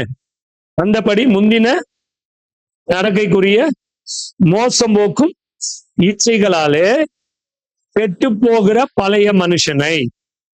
அப்ப உலகத்தின் வாழ்க்கை எல்லாம் மனுஷனை என்ன பண்ணுது, கெட்டு போய் நார பண்ணி பரலோகத்துக்கு போக விடாம நரகத்துக்கு கொண்டு போற வாழ்க்கையை தான் சொல்லி கொடுத்துச்சு. அப்ப பரலோகத்துக்கு நரகத்துக்கு போகாம பரலோகத்துக்கு என்ன பண்ணணும், போகணும் அப்படின்னா பிரிக்கப்பட்டு எங்க வரணும், சபைக்கு வரணும். புரியுதா? இன்னைக்கு சில பேர் கேட்கிறாங்க, இயேசு இருக்கிறாருன்னு என்னையா நிச்சயம் அப்படின்னு கேட்கிறாங்க. இயேசு இருந்தா, இப்ப நான் இப்ப கிறிஸ்தவத்துக்கு விரோதமா தானே செய்கிறேன், இயேசு இருந்தா என்ன பண்ணட்டும், சபைக்கு விரோதமா தானே என்ன செய்கிறேன், இயேசுன்னு ஒருவர் இருந்தா என்னை சந்திக்கட்டும் அப்படின்னு பவுல் அப்படித்தான் சொல்லிக்கிட்டு தெரிஞ்சாரு. ஒரு நாள் அவரை ஆண்டவர் என்ன பண்ணாரு, சந்திச்சார். சொன்னார், சவுலே சவுலே, நீ ஏன் என்னை துன்பப்படுத்துகிறாய், முள்ளில் உதைக்கிறது உனக்கு கடினமாமே அப்படி சொன்னார். ஆமே, அவர் சந்திப்பாருன்னு பவுல எதிர்பார்க்கவே இல்லை. பவுல கர்த்தர் சந்திச்சார். அதே மாதிரி யாரு ஒருத்தங்க கேள்வி கேட்டுக்கிட்டு தெரியுறாங்களோ கண்டிப்பா கர்த்தர் அவங்கள சந்திப்பார். நான் சொல்றது உண்டு, இயேசு தெய்வமா அப்படின்னு கேட்கிறியா, உன் வீட்டுல உட்காந்து இயேசு தெய்வமா தெய்வம் இல்லையான்னு நீ டெய்லி கேளு. இல்ல அப்படின்னா இயேசு தெய்வமே இல்லைன்னு சொல்லிப்பாரு. அப்ப இயேசு தெய்வமா தெய்வம் இல்லையான்னு தெரியும் அப்படிங்கிறது. சில பேர் நாஸ்திகமா ஒரு மாதிரி பேசுறவங்கள்ட்ட நான் சொல்லுவேன், ஒண்ணுமே இல்லையா, இயேசு கடவுளா கடவுள் இல்லையா அப்படின்னு உன் வீட்டுல படுக்கிறதுக்கு முன்னாடி உட்காந்து டெய்லி என்ன பண்ணு, கேளு. நான் கடவுள் இல்லைன்னு சொல்றேன், கடவுளா அப்படி கேளு அப்படி சொல்லிடுறது. அப்படிதான் இந்த சார்லஸ் வந்து அவனும் என்ன பண்றான், இயேசுதான் கடவுள்னு சொல்றான். பக்கத்து வீட்டுக்காரங்களும் இயேசுதான் கடவுள்னு சொல்றாங்க. சர்ச்சுக்கு வாங்கன்னு ஒருத்தவங்க கூப்பிட்டுக்கிட்டு இருக்காங்க, அவங்களும் இயேசுதான் கடவுள்னு சொல்றாங்க. ஆனா என்னைய பொறுத்த அளவுக்கு இயேசு என்ன இல்ல, கடவுள் இல்லைன்னு தோணுது. இயேசு கடவுளா அப்படின்னு கேட்டுப்பாரு. இல்லைன்னா கடவுளா இருந்தா எனக்கு தரிசனமாகும் அப்படின்னு சொல்லிப்பாரு அப்படி சொல்றது. அப்படிதான் அமல் தூடுறது அவங்களை எல்லாம். ஏன் அப்படின்னா அவங்க அதை சொல்ல ஆரம்பிச்சாங்கன்னா முடிஞ்சு, கர்த்தர் அவங்களை என்ன பண்ணுவாங்க, சந்திப்பாங்க. இன்னைக்கு இயேசு நல்லவர் நம்ம சொல்ல தேவையில்லை. இயேசு கடவுள். உனக்கு சந்தேகம்னா இயேசு கடவுளா கடவுள்னா என்னை சந்தி அப்படி சொல்லு. டெய்லி படுக்கும் போது சொல்லு, தொடர்ச்சியா உனக்கு நேரம் கிடைக்கும் போதெல்லாம் சொல்லு, நான் கடவுள் இல்லைன்னு சொல்றேன், கடவுளா இருந்தா என்னை சந்திக்கட்டும்னு சொல்லு அப்படின்னு சொல்லி விட்டுறது, தூண்டி விட்டுறது. அப்படிதான். அப்படி சொன்ன யாரையும் கர்த்தர் என்ன பண்ணல, சந்திக்காம விட்டதே கிடையாது இதுவரையும். சில நேரங்கள்ல சில மனிதனுக்கு எப்படிதான் சுவிசேஷம் சொல்ல வேண்டியது இருக்கு, அப்படியே அந்த முகத்திலிருந்து வரக்கூடிய அந்த அறிவை பயன்படுத்தி தான் என்ன பண்ண வேண்டியதா இருக்கு, சொல்ல வேண்டியதா இருக்கு. புரியுதா? ஆரம்ப நாட்கள்ல டிராக்ஸ் கொடுப்போம், பயங்கர எதிர்ப்பு வரும். இப்ப சொல்லும்போது நாங்க என்ன சொல்றது, எவ்வளவு கடை விளம்பரத்துக்கு நோட்டீஸ் கொடுக்குறாங்க. ஏன்டா நோட்டீஸ் என் கையில கொடுத்து அவனை என்னைக்காவது அடிச்சிருக்கியா, அவனை கிழிச்சிருக்கியா, அவனை திட்டிருக்கியா, திட்டினது இல்லை. அதே மாதிரி இது ஒரு நோட்டீஸ். புரியுதா? அது ட்ரெஸ் எவ்வளவு, ட்ரெஸ் என்ன கிடைக்குது, என்ன தள்ளுபடி, என்ன இப்ப சிறப்பு சலுகை இருக்கு அப்படின்னு அவன் விளம்பரம் பண்றான். எங்க கடையில வந்து வாங்கு சொல்றான். அதே மாதிரி என்ன சிறப்பு சலுகை உனக்கு, உன் வாழ்க்கைக்கு, உன் ஆவிக்கு, உன் ஆத்மாவுக்கு, உன் சரீரத்துக்கு இருக்குங்கிற நோட்டீஸ் இது. புரியுதா? இப்ப நான் ரோட்ல வர்றவன் கொடுக்குற நோட்டீஸ் எல்லாத்தையும் வாங்கிட்டு எல்லாத்தையும் படிக்கிறதும் இல்லை, பிடிச்சாலும் எல்லா இடத்துக்கும் போறதும் இல்லை. அந்த முடிவு யார் கையில இருக்கு, அந்த தனிப்பட்ட வாழ்க்கை. அதே மாதிரி இதை படிச்சாலும் படிச்சுட்டு முடிவெடு. வரணுமா வர வேணாமான்னு நீனே என்ன பண்ணு, முடிவெடு. வரணும்னா வா, வர வேணாம்னா இரு. உன்னை யாரும் கட்டாயப்படுத்த போறது இல்லை. அப்படிதான் சொல்றது. அங்க அதுல அதுக்கப்புறம் தான் கைப்பிரதியிலே நாங்க பிரிண்ட் பண்ணவே ஆரம்பிச்சோம். இது இந்திய அரசியல் அமைப்பு சட்டம், இந்த நம்பர் பிரகாரம் இது என்ன பண்ணக்கூடாது, கொடுக்கப்படுது. இது மத மாற்றத்துக்கு அல்ல, அல்லது எந்த கட்டாயப்படுத்தி இது கொடுக்கப்படுகிறதும் இல்லை அப்படி சொல்லிட்டு கொடுத்தோம். அந்த லைனை நடுவில் பிரிண்டே பண்ணிடுறது. நம்ம அடிச்ச ட்ராக்ஸ் எல்லாம் எடுத்து பாத்தீங்கன்னா அந்த வேர்டு இருக்கும், கண்டிப்பா இருக்கும். எதுக்கு அப்படின்னா இது வந்து உனக்கு இந்த நோக்கத்துக்கு தான் கொடுக்கிறோம். உனக்கு ஒரு வாழ்க்கை இருக்கு. எப்படி இந்த கடையில ஒரு நல்ல பொருள் கிடைக்குது அப்படின்னு மக்கள் அறிமுகப்படுத்துறாங்களோ, அதே மாதிரி உனக்கு இப்படி ஒரு வாழ்க்கை இருக்கு. உன் குடும்ப ஆசீர்வாதத்துக்கு, உன் தனிப்பட்ட வாழ்க்கைக்கு, உன்னுடைய எதிர்காலத்துக்கு, உன்னுடைய படிப்புக்கு இது நல்லா இருக்குன்னு சொல்லி கொடுக்குறோம் அப்படின்னு சொல்றது. இப்ப பாருங்க, இதை சொல்லும் போது நம்மளுக்கு கண்டிப்பா பிரச்சனை வரும், சொல்லும் போது எதிர்ப்பு வரும். அதான் பிரித்தெடுக்கப்பட்ட வாழ்க்கைக்கு என்ன பிரச்சனை அப்படிங்கிறத நான் ஆரம்பத்திலே சொல்லிட்டேன். இப்ப இந்த காரியங்கள் எல்லாம் உங்களை என்ன பண்ணும் அப்படின்னா, ஒரு நெருக்கத்துக்குள்ள உங்களை கொண்டுகிட்டு போகிற வேலையை அது செய்யும். அதனாலதான் அங்க சொல்லும்போது சொல்றாரு, பழைய மனுஷனை நீங்கள் களைந்து போட்டு உங்கள் உள்ளத்திலே புதிதான ஆவி உள்ளவர்களாகி மெய்யான நீதியிலும் பரிசுத்தத்திலும் தேவனுடைய சாயலாக சிருஷ்டிக்கப்பட்ட புதிய மனுஷனை தரித்து கொள்ளுங்கள் சொல்ற. பாருங்க, நீங்க பிசிக்கலா உங்களை மாறுங்க அப்படி சொல்லல. இப்ப சரீரத்துல சார்லஸ் எப்படி இருக்கிறோனோ அப்படியே ஸ்ட்ரக்சர்ல அப்படிதான் இருப்பேன். வயசு ஆக ஆக கொஞ்சம் மாறும். இது படைப்பின் ஒழுங்கு. நான் ரட்சிக்கப்பட்டதுனால என் சரீரம் மாறிடுச்சான்னா மாறல. அதனுடைய செய்கைகளை மாத்துறது தான் ரட்சிப்பு, சரீரத்தை மாத்துறது இல்ல. இன்னைக்கு சபை என்ன சொல்லி கொடுத்துருது அப்படின்னா சரீர அமைப்பை மாத்துறத சொல்லி கொடுக்குது. அதனாலதான் முடிய வெட்டுறதுல இருந்து அவங்களுடைய ஒவ்வொரு காரியத்தையும் என்ன பண்றாங்க, ட்ரெஸ்ல கலர்ல இருந்து எல்லாத்தையும் மாத்துறதற்கு நகை அது இது அப்படின்னு சொல்லிட்டு என்ன பண்றாங்க, பேசுறாங்க. பைபிள் சொல்லும் போது சொல்லியிருக்கு, இந்த சரீரத்தின் மாற்றம் அப்படிங்கிறது உள்ளான மனிதனால ஏற்பட்டுச்சு அப்படின்னா அது நிரந்தரமா இருக்கும். அப்படிதான் உள்ளான மனுஷனால ஏற்பட்டு இருந்துச்சுன்னா என்ன இருக்கும், அது நிரந்தரமா இருக்கும். இல்லைன்னா அது நிரந்தரமா இருக்காது. நாங்க எங்க அம்மா கிட்ட ஆரம்பத்துல நாங்க ஸ்கூல்ல படிக்கிற நாட்கள்ல நிறைய ஆர்கியூ பண்ணியிருக்கோம். என்ன அப்படின்னா, அவங்க ஆரம்ப நாட்கள்ல எல்லாரையும் பார்த்து சர்ச்சுக்கு போனவங்க எல்லாம் இப்படிதான் இருப்பாங்கன்னு வெள்ளை கட்ட ஆரம்பிச்சுட்டாங்க. அவங்க பார்த்தா கொஞ்ச நாள் பார்த்தா அவங்க ஒரு டீம், ஒரு 2-3 பேர் ஒரு டீம், அவங்க எல்லா கலர் எல்லாம் கழட்டி போட்டுட்டு வெள்ளை கட்டிட்டாங்க, நகையை கழட்டிட்டாங்க, பூ போட்டு எல்லாத்தையும் எடுத்துட்டாங்க. புரியுதா? ஒரு குறிப்பிட்ட நாள் ஆனிச்சு, அவங்களோட எடுத்து நிறைய பேர் எடுத்தாங்க. ஒரு சிலர் வந்து திருப்பி எல்லாத்தையும் போட ஆரம்பிச்சு. இவங்க என்ன பண்ணாங்க, இவங்களால இந்த வெள்ளை கன்னியூ பண்ண முடியல. புரியுதா? வெள்ளையா அவங்களால கன்னியூ பண்ண முடியல. ஏன்னா எங்களுக்கு சர்டிபிகேட் நாங்க போய் ஜாதி சான்றிதழ் வாங்க போகும்போது லேட் பிளவேந்திரன் போட்டாங்க. எங்க அம்மா சேலை கட்டி இருக்கிறத பார்த்தாங்க. அதுவும் நாங்க இருக்கிற, நான் படிச்ச பகுதி வந்து செட்டியாறு இருக்கக்கூடிய பகுதி. அங்க விதவைகள் எல்லாம் என்ன பண்ணுவாங்க, வெள்ளை கட்டுவாங்க, நகை கழட்டிடுவாங்க, வெள்ளை கட்டுவாங்க. இப்ப அதனால வந்து என்ன பண்ணாங்க அப்படின்னா, இவங்க எங்க அம்மா நான் கொண்டு போய் முன்னாடி அவர்கிட்ட கொடுத்தேன். எங்க அம்மாவை பார்த்தாரு, அவர் உடனே எழுதிட்டாரு, லேட்டு பிளவேந்திரன் எழுதிட்டாரு. அப்ப எங்க அப்பா ஃபாரின்ல தான் இருந்தாங்க. எங்க மாமா பிடிச்சிக்கிச்சு. எங்க மாமா பிடிச்சிட்டு ஒரே சண்டை. இப்பயே நான் சொன்னேன் கேட்டியா, எவனோ சொன்னதை கேட்டு நீ ட்ரெஸ்ஸை மாத்தி உயிரோட இருக்கும் போதே செத்து போயிட்டாருங்க, எழுதி கொடுத்துருக்கீங்க, சர்டிபிகேட்டே கொடுத்துட்டாங்க அப்படின்னு சொல்லி என்ன பண்ணாங்க, பெரிய சண்டை போட்டு இங்கேருந்து போய் விஓட்ட போய் அவர்கிட்ட சண்டை. ஏய்யா, ஒருத்த கட்டி இருக்கிற ட்ரெஸ்ஸை பார்த்து நீ பாட்டுல உயிரோட இருக்கிற மனுஷன் செத்து போயிடுவேன்னு எழுதி கொடுப்பியா அப்படின்ட்டு அவருக்கு முன்னாடியே அதை தூக்கி வீசி வேற எழுதி கொடு அப்படின்னு வாங்கி அப்படி எல்லாம் ஆர்ப்பாட்டம் பண்ணாங்க. இந்த மாதிரி நிறைய பிரச்சனைகளை சந்திக்கும் போது என்ன நடந்துச்சு அப்படின்னா, அவங்க கலரை மாத்திட்டாங்க. உடனே இந்த சிஸ்டர்ஸ் எல்லாம் கட்டுவாங்கல்ல ஒரு மாதிரி காவி, காவி கலர் மாத்திட்டாங்க. வெள்ளைய மாத்திட்டு காவியை மாத்திட்டாங்க. கொஞ்ச நாள் பார்த்தா எங்க வீட்லயும் அதுதான், வெளியிலையும் அதுதான். கொஞ்ச நாள் ஆன பின்னாடி பார்த்தா மத்த எல்லாத்துக்கும் கலரு, சர்ச்சுக்கு மட்டும் அந்த காவி. வெள்ளையோ காவியோ எங்க கட்டுறது, சர்ச்சுக்கு மட்டும். இப்ப இதெல்லாம் என்ன அப்படின்னா, இந்த ரட்சிப்பை குறித்ததான காரியம் இல்லை. இதெல்லாம் வந்து கிறிஸ்துவின் அந்த மகிமையின் அறிவு இல்லை. இதெல்லாம் என்ன, உணர்ச்சியில ஏற்படக்கூடிய காரியம். உணர்ச்சியில நீ நகையை கழட்டு, நீ ட்ரெஸ்ஸை கழட்டு, நீ பொட்டு வைக்காத, நீ பூ வைக்காத, நீ அதை வைக்காத, நீ இதை வைக்காத, யாரு விடுவா? எல்லாம் கடமைக்கு தான் இருப்பாங்க.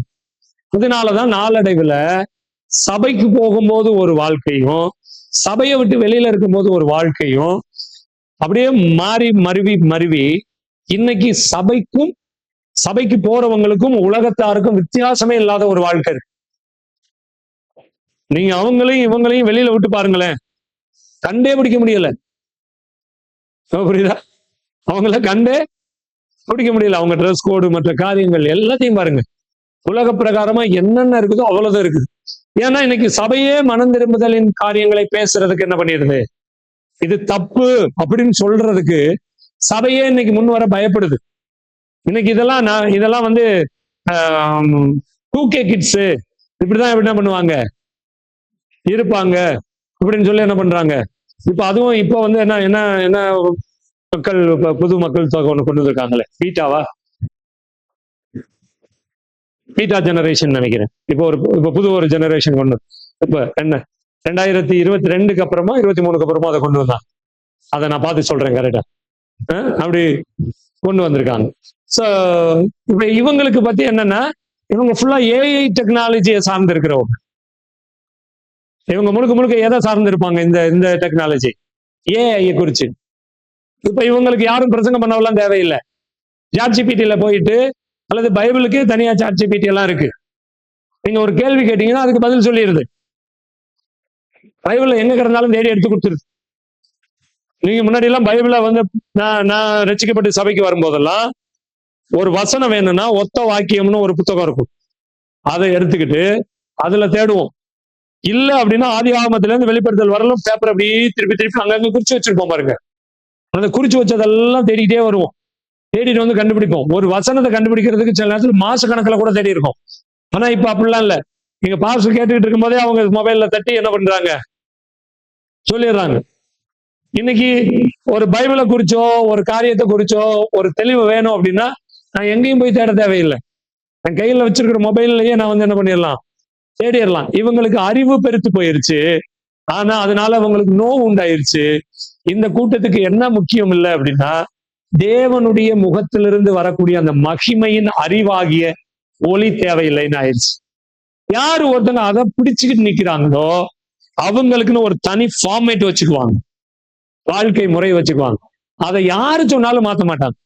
அவங்க ஆராதனை முறையை மாத்திக்கிற மாட்டாங்க. அவங்களுடைய காரியங்களை பைபிள் சொன்னா மட்டும்தான் மாத்துவாங்க. இவங்கதான் பிரித்து எடுக்கப்பட்ட மக்கள். அப்போஸ்தலனாகிய பவுல் இது எதுவும் என்னை கிறிஸ்துவின் அன்பை விட்டு என்ன பண்றது இல்ல, பிரிக்காது என்று நான் நிச்சயித்திருக்கிறேன் அப்படி சொல்றேன். உறுதியா வச்சிருக்கிறேன் அப்படி சொல்றேன். இப்ப இன்னைக்கு உங்களுடைய வாழ்க்கை நீங்க உங்க நெஞ்சில கையை வச்சு சொல்லி பாருங்க அப்படி சொல்றது. இப்ப உங்களுடைய வாழ்க்கை கிறிஸ்துவின் அன்பை விட்டு பிரிக்கிறேன். அதுவும் இந்த ஸ்கூல் லெவல் பிள்ளைங்க, வாலிப பிள்ளைங்க, இவங்களுக்கெல்லாம் இன்னைக்கு இது ரொம்ப அப்படியே சாதாரண காரியம் ஆயிடுச்சு. புரியுதா? ஸ்கூலுக்கு போனோம்னா சின்ன பிள்ளைங்களை பாருங்க, அந்த உலக பிரகாரமான பிள்ளைகள் என்ன பேசுறாங்களோ, எப்படி சண்டை போடுறாங்களோ, அவங்க எப்படி ட்ரெஸ் கோட் போடுறாங்களோ, அதன் பிரகாரம் தன் மைண்டை வந்து என்ன பண்ணிடுறாங்க, மாத்திடுறாங்க. அவங்க ட்ரெஸ் கோட் அந்த மாதிரி என்ன பண்ணிடுது, மாறிடுது. அவங்க பழக்க வழக்கம் அந்த மாதிரி மாறிடுது. அவங்க பேச்சு அந்த மாதிரி வந்து என்ன பண்ணிடுது, மாறிடுது. இதெல்லாம் வந்து வழக்கத்துல அவங்களுடைய பழக்கத்துல அவங்க கொண்டு வந்துடுறாங்க. ஏன் கொண்டு வந்துடுறாங்க அப்படின்னா இந்த மகிமையின் அறிவாகிய ஒளி இல்லாததுனால அவங்கள வேறு பிரிச்சு பார்க்கக்கூடிய அந்த நிச்சயம் அவங்களுக்கு என்ன இல்ல, அந்த நம்பிக்கையின் உறுதி அவங்களுக்கு இல்ல. இப்படி வரும்போது அவங்களால அதுல ஜெயிக்க முடியல, அதுல விழுந்து போயிடுறாங்க. அததான் இங்க நம்மளுக்கு இந்த எஃபேசியர்ல கொஞ்சம் தெளிவா நம்மளுக்கு என்ன பண்றாங்க, சொல்லி கொடுக்கக்கூடிய காரியங்களை நீங்களும் நானும் வந்து என்ன பண்ணணும், இந்த 4வது அதிகாரத்துல 22, 23, 24 வசனங்களை எல்லாம் நீங்க பாத்தீங்க அப்படின்னா அதுல வந்து என்ன இருக்குது, இந்த காரியத்தை நம்ம நிச்சயித்து கொள்ளக்கூடிய அந்த உறுதியா இருக்கு. 25வது வசனம் நீங்க பாத்தீங்கன்னா அங்கே சொல்லும் போது சொல்லு பாருங்க, அன்றியும் நாம் ஒருவருக்கு ஒருவர் பாருங்க, ஒருத்தருக்கு ஒருத்தர் அவயவம். அதுக்காக என் கையை கழட்டி அவங்கள்ட்ட கொடுத்துறது இல்லை. ஒருத்தருக்கு ஒருத்தர் ஆவிக்குரிய வாழ்க்கைக்கு, ஆத்துமாவின் வளர்ச்சிக்கு நாம அவயவமா இருக்கணும். ஒருத்தங்க தப்பு பண்ணும்போது அவங்கள கண்டிக்கணும், சீர்திருத்தணும், புத்தி சொல்லணும். ஒருத்தர் சபை கூடி வருதலை விட்டு விட்டா உங்களுக்கு என்ன பண்ணணுமா, புத்தி சொல்லணும்னு பைபிள் சொல்லுது. இதுதான் அவயவம். பைபிள் ஒரு சபைக்கு கூடி வர்றதை விட்டுட்டா வெரி குட் வெரி குட், நீங்க சபைக்கு வராம நின்றுட்டீங்க, நாங்கெல்லாம் மாட்டிக்கிட்டோம், நீங்க நின்றுட்டீங்க, சந்தோஷம், நல்ல முடிவு எடுத்திருக்கிறீங்கன்னு அவங்கள உற்சாகப்படுத்தக்கூடாது. புரியுதா? இந்த காரியங்கள் நீங்க செய்யும் போது அவங்க ஈஸியா வந்து என்ன பண்ணுவாங்க, அவங்க இன்னும் பின்மாறி போகிறதற்கான வாசலை உண்டாக்கிடுவாங்க. இப்ப பின்மாறி போன ஒருத்தங்களுக்கு நீங்க ஒரு வேலை கொடுத்து ஒரு பொருளாதார சப்போர்ட் பண்ணி அவங்களை என்ன பண்ணக்கூடாது, உற்சாகப்படுத்த கூடாது. அவங்கள விட்டுறணும், ஃப்ரீயா விட்டுறணும். முட்டி மோதி ஊறி வா, எப்ப இயேசு தேவையோ அப்ப திருப்பி வா அப்படி சொல்லி என்ன பண்ணணும், விட்டுறணும். ஆபத்துல உதவுகிறதற்கு நீங்கள் போகும்போது என்ன நடக்கும், அவங்களுக்கு இயேசு தேவையில்லாம போயிடுவாங்க. புரியுதா? அததான் இங்க சொல்லும் போது சொல்லியிருக்கு, இந்த அவயவம் என்ன பண்ணணும்னா பொய்யை ஃபர்ஸ்ட் களையணும். இப்ப இன்னைக்கு நிறைய மக்கள் உலகத்து பிரகாரமா எப்படி பழகுறாங்க அப்படின்னா, ஒருத்தங்களை பிடிக்காதவங்களை ஆக்கணும்னா அவங்கள பத்தி பொய் சொல்ல ஆரம்பிச்சிடறாங்க. புரியுதா? தெரியுமா அவங்களுக்கு பாஸ்டரை பத்தி, தெரியுமா அவங்களுக்கு சிஸ்டரை பத்தி, தெரியுமா அவங்களுக்கு பாஸ்டரோட பிள்ளைகளை பத்தி அப்படின்னு என்ன பண்றாங்க, இந்த அக்காவை பத்தி தெரியுமா, அந்த அண்ணனை பத்தி தெரியுமா, அந்த தாத்தாவை பத்தி தெரியுமான்னு என்ன பண்றாங்க, ஏதோ அவங்களுக்கு தெரிஞ்சதை வச்சு சொல்றாங்க. நம்ம உலகத்திலேயே சொல்றோம், கண்ணால பாக்குறதும் போய், காதால கேட்கறதும் போய், தீர விசாரிக்கிறதே மெய் அப்படின்னு சொல்லிட்டு. இன்னைக்கு ஒருத்தங்க போய் சொல்றாங்கன்னு வைங்களேன், உங்களுக்கு தெரியாதுங்க, பாஸ்ட் எல்லாம் அப்படி எல்லாம் நீங்க நினைக்கிற மாதிரி இல்ல, பாஸ்ட் குணம் இதுதான் அப்படின்னு ஒருத்தங்க சொன்னாங்கன்னா, உடனே இவங்க என்ன பண்றது, ஆமாமா பாஸ்டும் அப்படிதான் என்ன பண்றாரு இருக்கிறாரு, வேலை பாஸ்ட் அப்படிதான் இருப்பாரு போல இருக்கு அப்படின்னு நம்ம சொல்லக்கூடாது. எதுக்கு அப்படின்னா, நம்மளுக்கு ஒரு அறிவை கர்த்தர் என்ன பண்ணியிருக்காரு, கொடுத்திருக்காரு, முக வெளிச்சத்தை கொடுத்திருக்கிறார். சோ இப்ப நம்ம என்ன பண்ணணும், உடனே அதற்கான காரியங்களை நீங்கள் தேடி கண்டுபிடித்து பைபிள் என்ன சொல்லுது. சோ அவர் அப்படியே இருந்தா கூட அவர் பலவீனத்தில் அப்படி இருக்கிறாரு. அப்ப நான் ஒரு அவயவமா இருந்து அவர் என்ன பண்ணணும், வெளியில கொண்டுட்டு வரணும். அதுக்குதான் 2 தரம் அவங்களுக்கு என்ன பண்ணு, புத்தி சொல்லு அப்படின்னு பைபிள் சொல்லுது. 2 முறை என்ன பண்ணணுமா, புத்தி சொல்லு, ஆலோசனை கொடு அப்படி சொல்லுது. சோ இப்ப இதான் சொல்லுது, பொய்யை கலைந்து அவன் அவன் பிறனுடனே மெய்யை பேசணும். இதுதான் பிரித்தெடுக்கப்பட்ட வாழ்க்கை. புரியுதா? ஒருத்தங்க எனக்கு ஆகாதுங்கிறதுனால அவங்கள பத்தி பொய்ய சொல்லி நான் என்ன பண்ணக்கூடாது, அவங்கள பேசக்கூடாது. உறுதியா தெரிஞ்சா மட்டும்தான் நான் என்ன பண்ணணும், மெய்ய தீர விசாரிக்கப்பட்டதை சொல்லணும். அதுவும் அவங்க இல்லாத நேரத்துல என்ன பண்ணக்கூடாது, சொல்லக்கூடாது. இதுல ரொம்ப கவனமா இருக்கணும். அப்படி சொன்னோம்னா அது குறை கூறுற அந்த மாதிரியான காரியம் ஆயிடும். ஒருத்தங்க இல்லாத போது அவங்கள பத்தி அதிகமா பேசக்கூடாது. நான் சொல்லும்போது சொல்றது உண்டு, அவங்கள வர சொல்லி பேசுங்க அப்படி சொல்றது. சில வீட்டுல எல்லாம் பேசும்போது நான் அப்படிதான் பேசுவேன். ஒருத்தரை பத்தி பேசுறீங்களா, அவங்கள வர வைங்க, அவங்களுக்கு முன்னாடியே நீங்க என்ன பண்ணுங்க, பேசுங்க. அவங்க இல்லாத பேசுனா அது என்ன ஆயிருது, புறங்கூறி திரியிறதுல வந்துடும். புரியுதா?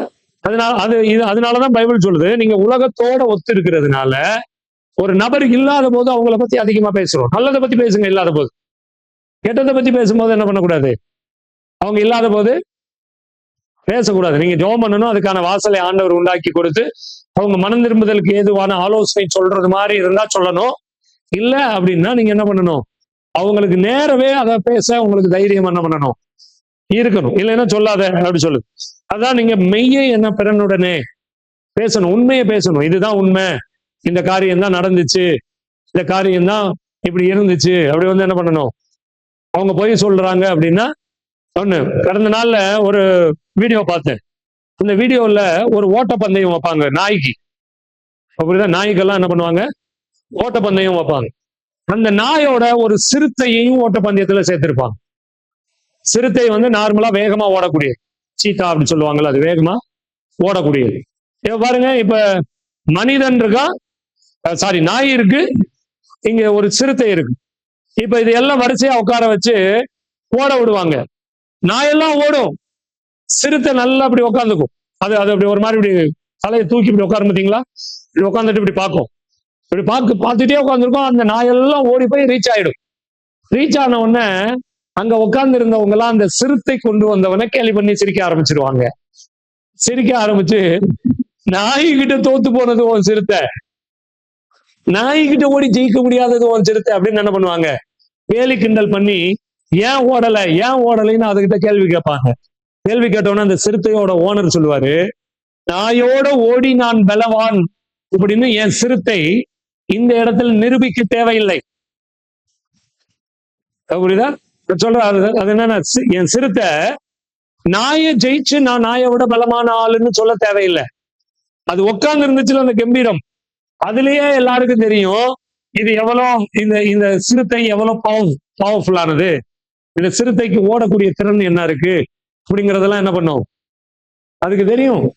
அப்படி சொல்லி அவர் சொல்லுவார், இவங்கள்ட்ட நிரூபிக்கணும்னு தேவையில்லை அப்படின்னு.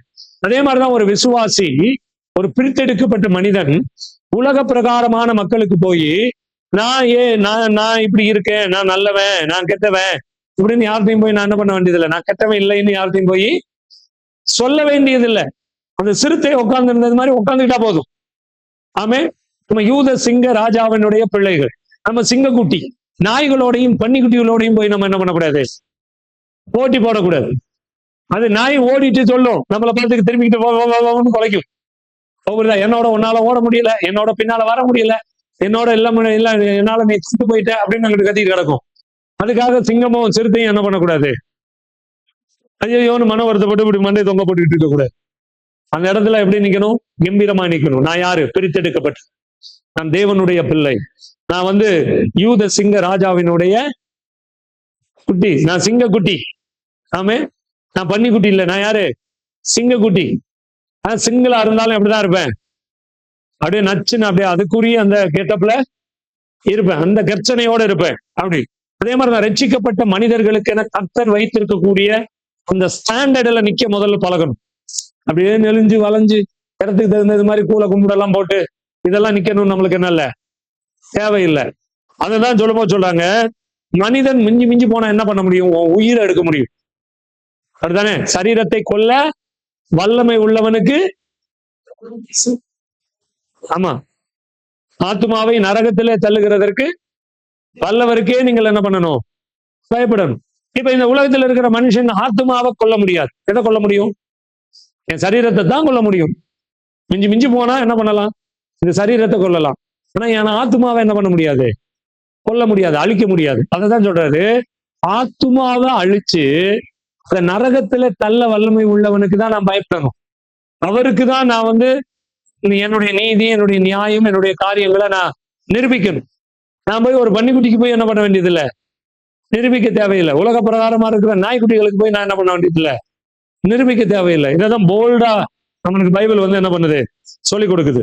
அதுலதான் சொல்றாரு, நீங்கள் கோபம் கொண்டாலும் பாவம் செய்யாதிருங்கள் அப்படி சொல்லிட்டு சில காரியங்களை அவர் சொல்லி கொடுக்கிறார். அப்படி அதை ஜெயிக்கணும். நீ கோபமே படாத அப்படி சொல்லல பைபிள். அப்படி கோபமே படாதுன்னு சொல்லி இருந்தா மனுஷன் ஒவ்வொரு நாளும் விழுந்து செத்து போயிடுவான். அவன் பின்மாற்ற குரூப்ல போயிடுவான். சூரியன் அஸ்தமிக்கிறதுக்குள்ள உங்களுக்கு கோபம் என்ன பண்ணட்டும், தனியட்டும். அவருக்கு தெரியும் இந்த சுபாவம் இவன்கிட்ட இருக்கு, இந்த சுபாவத்தை நீ செய்யவே கூடாது அப்படின்னு சொன்னா அவனால என்ன பண்ண முடியாது, பூமியில வாழ முடியாது. அப்ப கோபம் கொள்ளாம இருக்கிறதுக்கு நீ ஜெயிக்கிறதுக்கு பிராக்டிஸ் பண்ணு. நீ பிராக்டிஸ் பண்ணிட்டு வரும்போது நீ கோபம் கொண்டுட்டீன்னா என்ன பண்ண, பாவம் செய்யாதபடி அதை மன்னிப்பு கேளு அப்படி சொல்ற. நீங்க மன்னிப்பு கேட்காதது வரையிலும் சாத்தானுடைய பிள்ளைகளா இருக்கிறீங்கன்னு பைபிள் சொல்லு. அதனாலதான் ஒவ்வொரு நாளும் தேவனுடைய சமூகத்துல உட்கார்ந்து இன்னைக்கு உமக்கு விரோதமாய் நான் பாவம் செஞ்சிருக்கிறேன் அப்படின்னு சொல்லி என்ன பண்ணணும், என் ஆத்மாவோட நான் என்ன பண்ணணும், படுக்கையில் அமர்ந்து என் ஆத்மாவோட நான் பேசிக்கிட்டு இருக்கணும். கொஞ்ச நேரமாவது உட்காந்து பேசணும். பேசிட்டு கூடுமானால், இப்ப இன்னைக்கு நீங்க மனசாவப்பட்ட ஒரு நபர் உங்க வீட்டு ஆளா இருக்குன்னு வைங்க, அவங்கள்ட்ட என்ன பண்ணணும், சமாதானமாயிரணும், ஒப்புரவாயிரணும். தூரத்துல இருந்தா அதுக்கான வாய்ப்பு கிடைக்கும்படி ஆண்டவர்கிட்ட ஜெபம் பண்ணணும். எல்லாருக்கும் எல்லா நேரமும் வாய்ப்பு கிடைச்சிடாது. வெளியாட்களா இருந்தா வாய்ப்பு கிடைக்கும்படி ஜெபம் பண்ணணும். இப்படி கிடைக்கும் போது என்ன பண்ணணும், அந்த காரியத்தை சொல்லணும். இப்ப புரியுதா? கடந்த நாள்ல ஒரு தேவ ஊழியர் அவர் பேசும்போது அவர் பேசினாராம், அதாவது ஒரு மனிதன் சாகரத்துக்குள்ள அவன் இருதயத்துல இருக்கிற கசப்பெல்லாம் அழிச்சிடணும், ஒப்புரவாயிரணும். சாகரத்துக்கு முன்னாடி தயானந்தன் பாஸ்டர் அவங்களுடைய மரணத்துல பேச ஒரு பாஸ்டர் அப்படி பேசுறாரு. புரியுதா? அவர் பேசும்போது அவர் பேசுறாரு, ஒரு மனிதன் சாகரத்துக்கு முன்னாடி என்ன பண்ணணும்,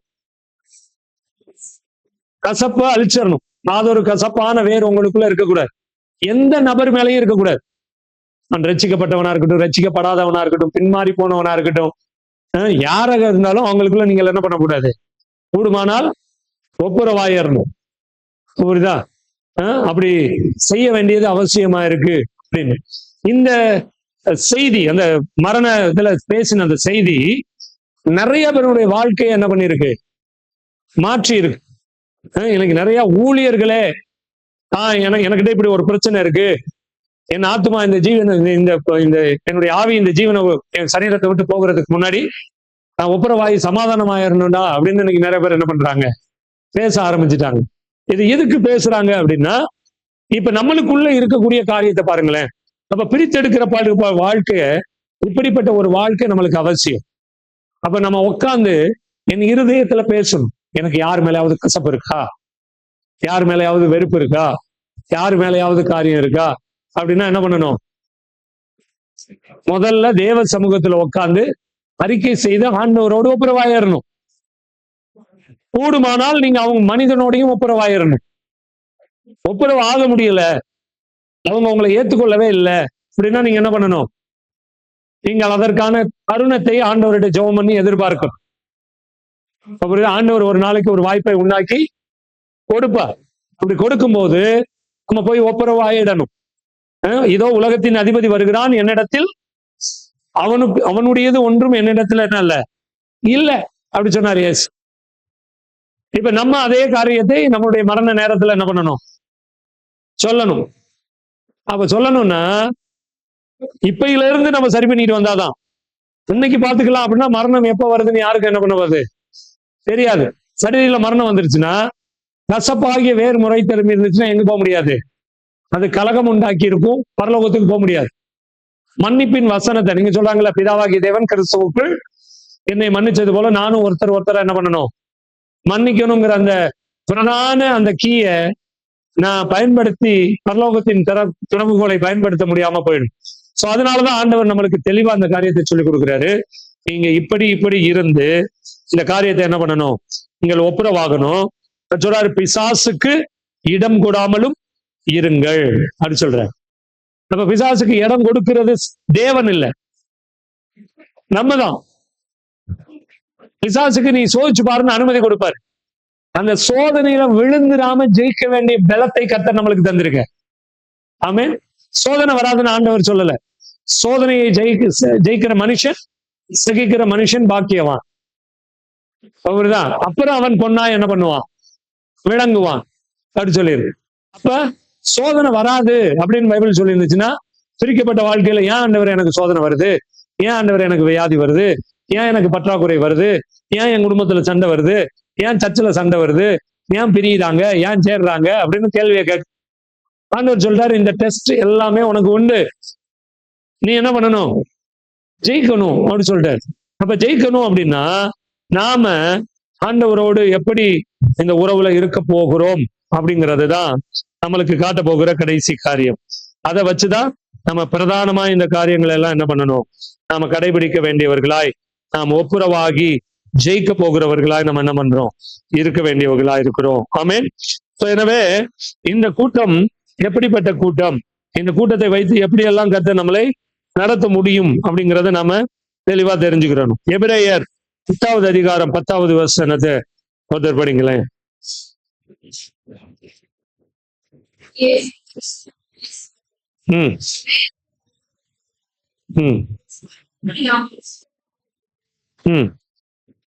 அங்க சொல்லும்போது சொல்றாரு பாருங்க, இயேசு கிறிஸ்துவினுடைய சரீரம் ஒரே தரம் பலியிடப்பட்டதுனாலே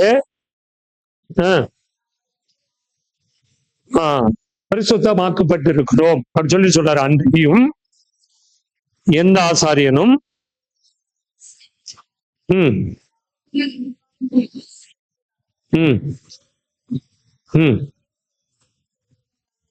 ஓகே. இப்போ பாருங்க, நான் வந்து ஒரு இதை செஞ்சுக்கிட்டே இருக்கிறேன் அப்படின்னா, பலி செலுத்திக்கிட்டே இருக்கிறேன்னா, நான் வந்து ஒரு முழுமையான விடுதலையை பெற்றுக்கொள்ள முடியாது. அப்போ ஒரு மனிதன், பிரித்தெடுக்கப்பட்ட மனிதனுக்கு என்ன நம்பிக்கை அப்படின்னா, இங்க சொல்லும்போது ஆண்டவர் சொல்றாரு, இயேசு கிறிஸ்துவினுடைய சரீரம் ஒரே தரம் பலியிடப்பட்டதுனாலே அப்படின்னு சொல்றாரு. அப்படிதான் அவருடைய சரீரம் பலியிடப்பட்டுச்சு, அவருடைய ரத்தம் சிந்தப்பட்டுச்சு, அவருடைய வாழ்க்கை கடைசியில அந்த சிலுவையில கூட தனக்கு எதிராக எழும்பின நபர்களை மன்னிச்சுட்டு தான் மரிச்சார். அப்படிதான், பிதாவே இவர்கள் செய்கிறது இன்னதென்று அறியாதிருக்கிறார்கள், இவர்களை மன்னியும் அப்படின்னு சொல்லிட்டு அந்த ஃபைனல் வரையிலும், இதுதான் கிறிஸ்தவம், அந்த எண்ட் ஆஃப் த பார்ட் வரையிலும் என் வாழ்க்கை, இந்த சரீர பிரகாரமான வாழ்க்கை இந்த பூமியில முடிகிற அந்த நிமிஷம், அந்த செகண்ட்ஸ் வரையிலும் நான் என்னதான் பண்ணி ஆகணும்? மன்னிச்சுக்கிடணும், ஒப்புரவாகணும், கசப்பு வெறுப்பு காயங்களை எல்லாம் திறந்து போக பண்ணணும். இப்பதான் நான் ஒரு பெரிய காரியத்தை வந்து என்ன பண்ண முடியும்? அடையாளமா கண்டுபிடிக்க முடியும். இப்ப பாவத்துக்காக ஒரே தரம் என்ன பண்ணாரு? அவரு பலியிடப்பட்டார் அப்படிதான் சொல்லிட்டு 12வது வசனம் சொல்லுது பாருங்க, இவரோ பாவங்களுக்காக ஒரே பலியை செலுத்தி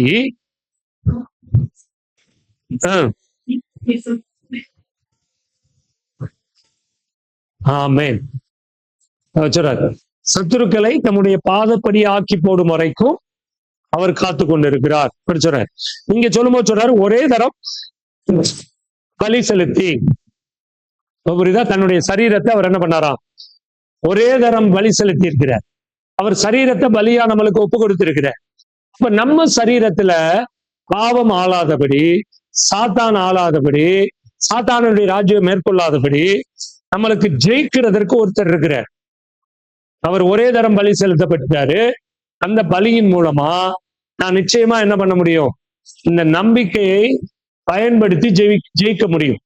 நான் அந்த நம்பிக்கையை அறிக்கை செய்யறதன் மூலம் தான் என்ன பண்ண முடியும், ஜெயிக்க முடியும். அததான் அங்க சொல்லும்போது அவர் தெளிவா சொல்றாரு. அங்க 14 பாருங்க, ஏனெனில் பரிசுத்தமாக்கப்படுகிறவர்கள்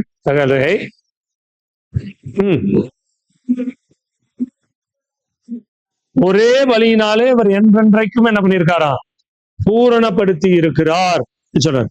இதை குறித்து பரிசுத்த ஆவியானவரும் நமக்கு சாட்சி சொல்லுகிறார். எப்படியெனில் அந்த நாட்களுக்கு பின்